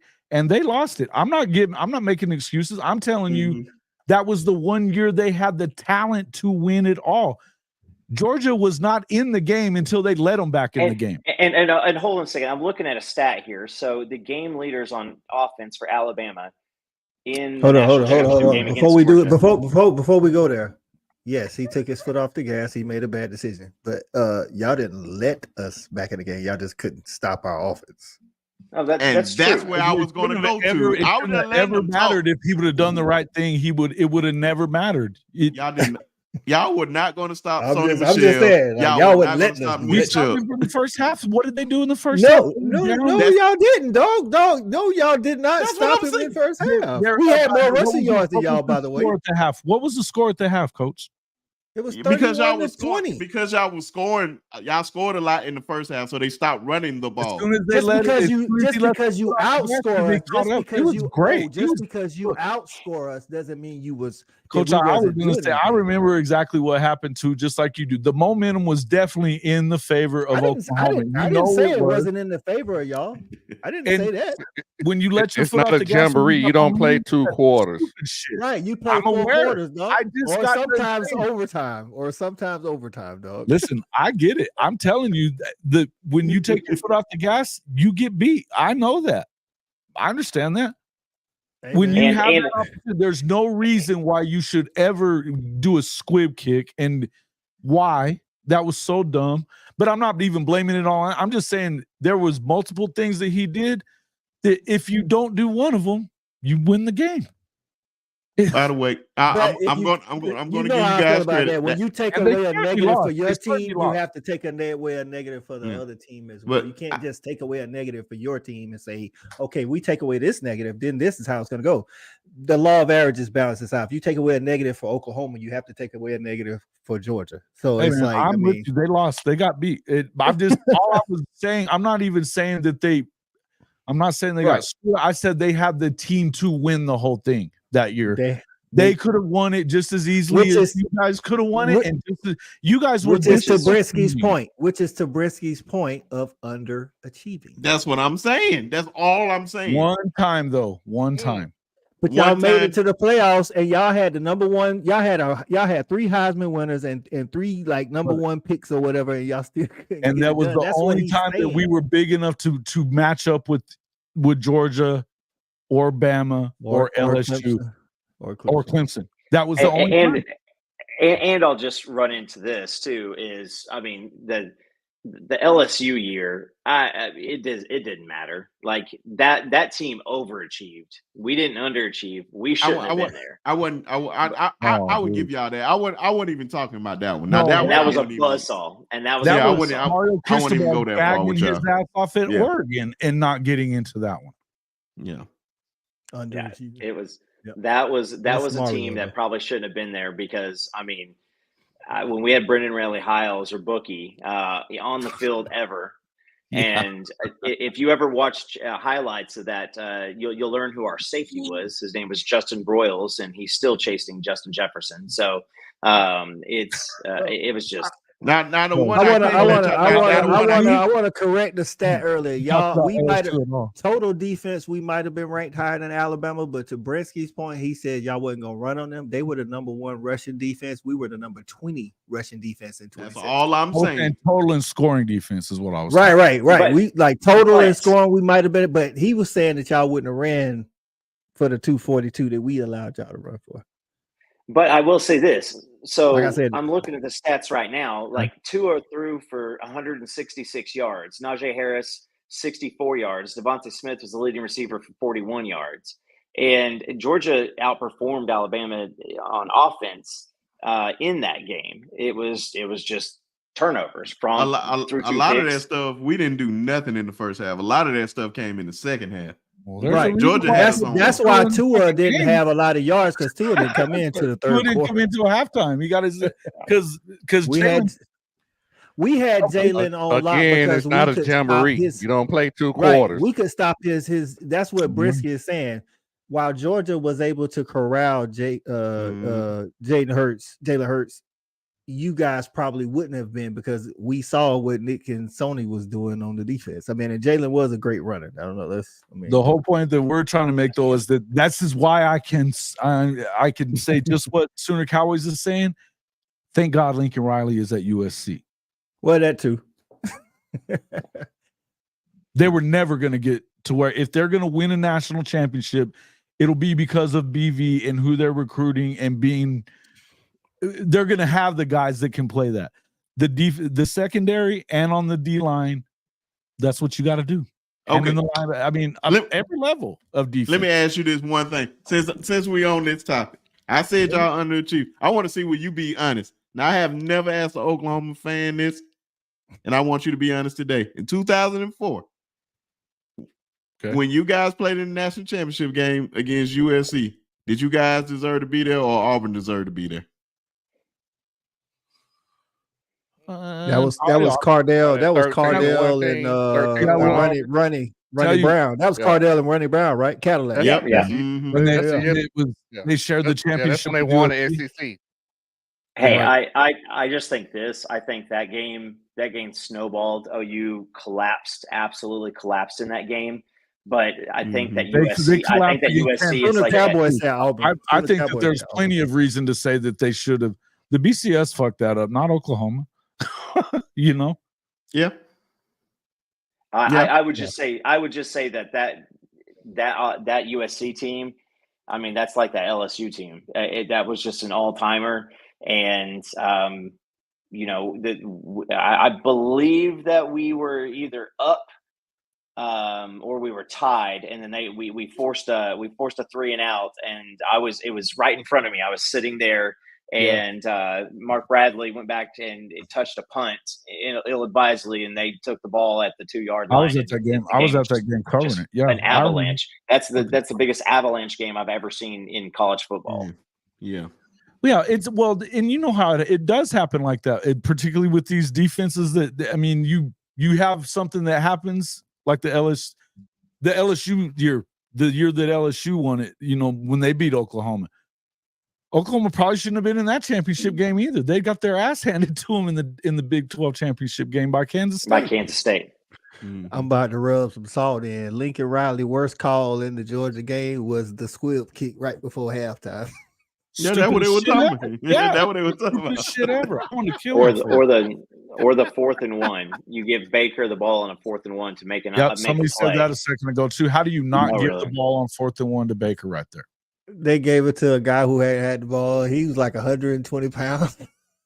Roquan almost decapitated that dude. Coach Baker was sick all that week. But once in that he ran out of gas, but he didn't run out of gas till it got to freaking overtime. I hate Lincoln Riley for that game. I hate it. That's why I said if it's anything in life, I can guarantee you hate that man. Definitely. I'm over him. I tell you what, I'm have said this a million times, and I'll say it, this is 1,000,001. Thank God he's at USC, because even if he stays another year, I don't know what happens this year coming up. They're in position to be able to compete in this league. They would not have been otherwise. No. And who's to say how long it would have taken to do it? Because if you go in and you do what I feel like they're trying to have Oklahoma do, which is get smoked for the first 2 years, a la giving Texas the cake schedule. Hey, man. All these excuses in the comments is proven. What's OU pole position right now in the league? If you had it. What do you mean? What pole position means? Like where would they rank? No, where would they where would you put them right now? Pole position, like where you started. Like right now, if you had to go 1 through, ain't that what you're saying? Started 1 through 16. Where would they? Yeah. Where would they be right now? Right. They're definitely in the top 5 and maybe top 3-ish. Anyway, I do think they're in the top 3. Actually, I think they're in the top 3. I think they got to prove that, though. I'm not going to sit here and tell you that it's a lock, but where I think they are on defense, I don't see why you can't go 10-2 and or 9-3, 10-2. I don't see why you can't. Now, I've said this a bunch too lately that I ain't gonna be the one to write off Alabama. I'm not writing them off. I'll tell Texas to suck it. They're not doing shit. But I'm not writing off Alabama. Are you crazy? Kalen DeBoer's, how many years has he been a coach? 9 years? 9, something like that. Sooner Cowboys said it was a walk-on. Baker was a walk-on. Oh, yeah. Hey, man, you still should have won, man. You won the Heisman. If he was at Georgia, he would have won because we win. He walked on twice. Baker walked on twice and was a 3-time Heisman finalist. Hey, we win with walk-ons. Yeah. The light shines on the dog ass sometimes. I like back to back with that walk-on. Back to back. Yeah, that walk-on had a defense on the other side. That's why. That's the part you don't want to. Okay, so when did Alabama win a championship without a defense? Absolutely, they don't. Didn't Coker win a championship? That was a legendary defense too. Right. So it don't matter. Look at the start. What team has won a national championship without elite talent? No. You compare. No, Jake Coker and Stetson Bennett are two different people. Okay, so listen. You say the first one he won because of the defense. I'll give you that. He turned around and did it again. TCU, bro. They needed it. No. We not. Come on, dog. You beat Notre Dame in 2012. Come on. We not going. We ain't gonna act like Notre Dame won undefeated. TCU. No, they wasn't. They only lost one game, but they played more games than Notre Dame did. Oh, here we go. Now we're gonna get it. We really want to get into that here we go. Yeah. I'm just saying. You said Stetson had a good defense. Every quarterback y'all have had has had a good defense. It doesn't matter who it was. Yeah. So that's not an excuse. No. I'm not even calling that an excuse. Freaking Matt. But we compared Jake Coker and Stetson Bennett. No, Stetson Bennett was a way better player. That's what I'm saying. That's what I'm saying. He was a good player. I think people. I'm just saying. Yes, only thing we had a legendary defense, but I think Stetson came back in 2022 and showed it wasn't no fluke. He did it without the legendary defense. Okay, we ain't gonna act like that team. We had a good defense, but it wasn't 2021, right? It wasn't 2021. That's what I'm saying. The man was invited to the Heisman ceremony. Right. I don't know why. Now that I don't know why. He threw for over 4,000 yards. No, what we talking about here? I still don't know why. I don't know why, man. Don't hate on Stetson, dog. No, man. We own Stetson. I'm not worried about it. He beat CJ Stroud. No. Yes, he did. The kicker. The kicker messed up that day. Hey, it don't matter. I'm gonna tell you right now. I said this a million times. I watched it. My cousin is a big Ohio State fan. To watch him. Oh, you must love that guy. I think no. I think when he missed it, they might be the only fans that are more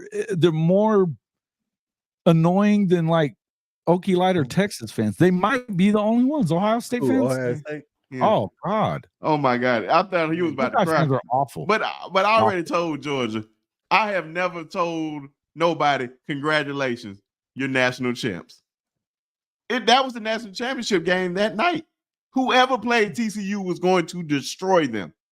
I don't even know why. For Michigan. Right. Michigan. Except for Michigan, right? Yeah.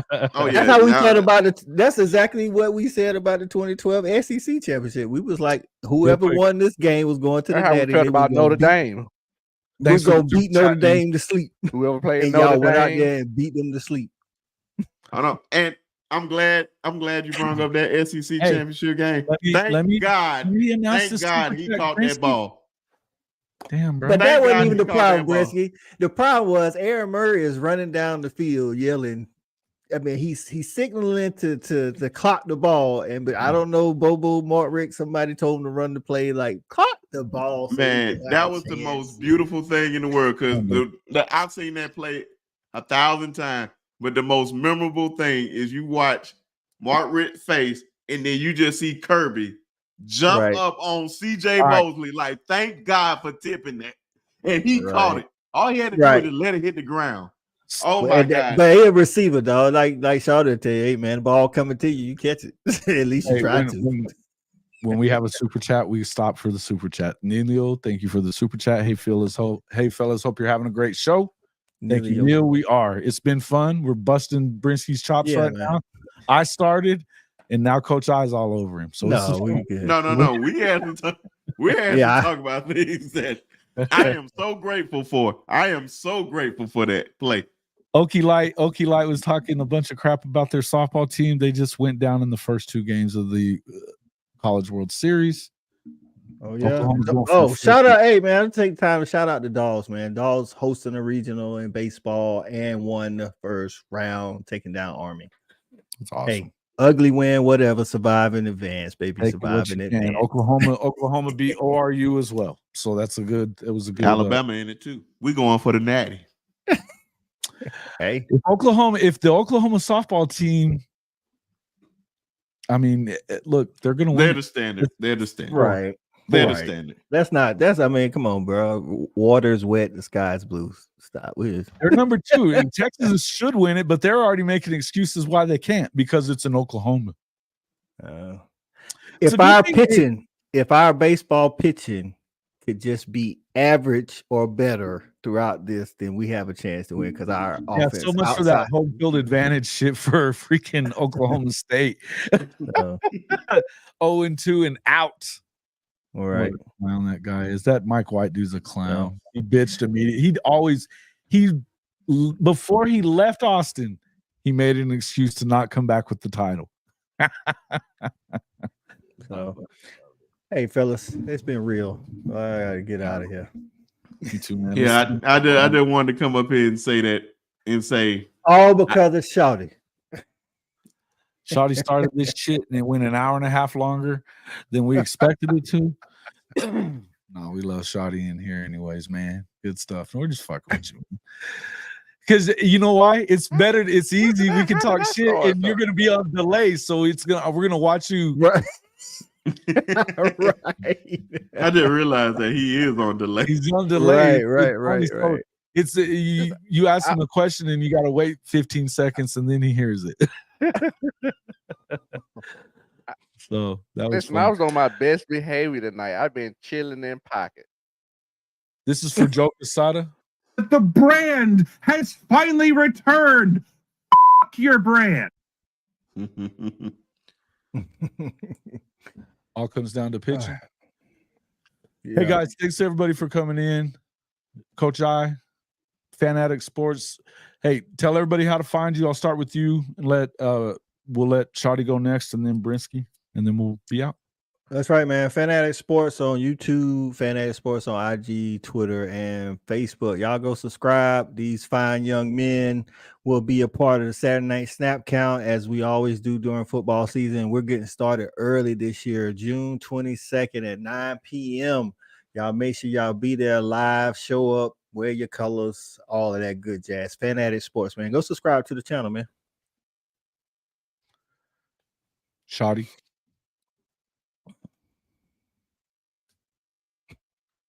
Yeah, man, you can find me damn near wherever you can find Coach at, all on the Fan Addicts, all that good stuff. You got me on Just My Damn Opinion on YouTube Wednesday nights at 9:30 for sure. If you want to just come check out some, some wild stuff, man, just being in a safe space and just be you. Check me out on Wednesday nights, YouTube, 9:30, Just My Damn Opinion. Also, Docking and Jock on Tuesday nights at 7. And you find me at Jason's spot sometime too. I'll be all over the place. And 365 convo with Shawty and the Coach I. Yeah, man. Hey, I tell you, these are two of the hardest workers in YouTube right here that are in here in the. Hey, listen, honestly, this is the working crew is right here in here, and then same with Coop and Jay. They put it out all the time. This is one thing. If you guys, I always say this. I have the best freaking guests on my show. Brinsky, tell them how to find you too. We got to get you to 500. You 14 away, 13 away, 12. Come on, let's get that. Hey, let's get it up. Oh yeah, man. Well, I'm Brinsky Sharp of the Sharpshooters Podcast. We drop it every Wednesday. I think we're gonna have a special live this week for the NBA Finals preview. Like I said, trying to get to 500 subscribers. So everybody that's not subscribed, you can just come on over and subscribe so we hit that 500 mark. I told my wife we're gonna hit it this weekend. Don't make me look like a liar. Hey, in Boston in 6. Yeah. At Brinsky, hey, at the Sharpshooters Podcast. They talk about a lot. They talk about a lot of different stuff. It's a kind of that barbershop show. Love it. And again, I was on with Shotty the other night, man. That conversation went in a direction. It was fun. I caught a little bit of that, man. Just my damn opinion is a trip. Just my damn opinion is a trip. I love the show. Us alpha males love that show. Indeed. It was a trip. But yeah, guys, make sure you get in there if you're not a subscriber to any of these channels, please get over there and do that and help Brinsky get to that number. It's a Friday night. We should be able to get him there no later than Sunday. Let's do that. Let's do that for him. And yeah, hey guys, we're going to be back on Monday morning. We'll be talking about quite a few things. I'm sure we'll pop up and see kind of what happens with it. But hey, I appreciate everybody coming in. It was a good conversation. I love it when we get a little heated and talk about a lot of different stuff. We actually had a lot of good stuff to talk about tonight. You know, the games that are coming up for this year. If you were watching this on replay, let us know what you think are going to be some of the best games of the college football season coming up. And who the contenders in the Big 12. Big 12, SEC. Hey, look, yeah. Who's going to win the SEC? Who's going to win the Big 12? Who's going to and what are the best games for the year for you? And how do you see them turning out? Let us know. You know, we're going to start doing some call-in shows in the mornings, but I'm excited, man. And man, what is it? 92 days until college football, until SEC football. Anyway. Thank God. Which is college football. That is college football at its finest. No cap SEC. Thanks for coming in and meeting us up here tonight. We'll see you all in the next one.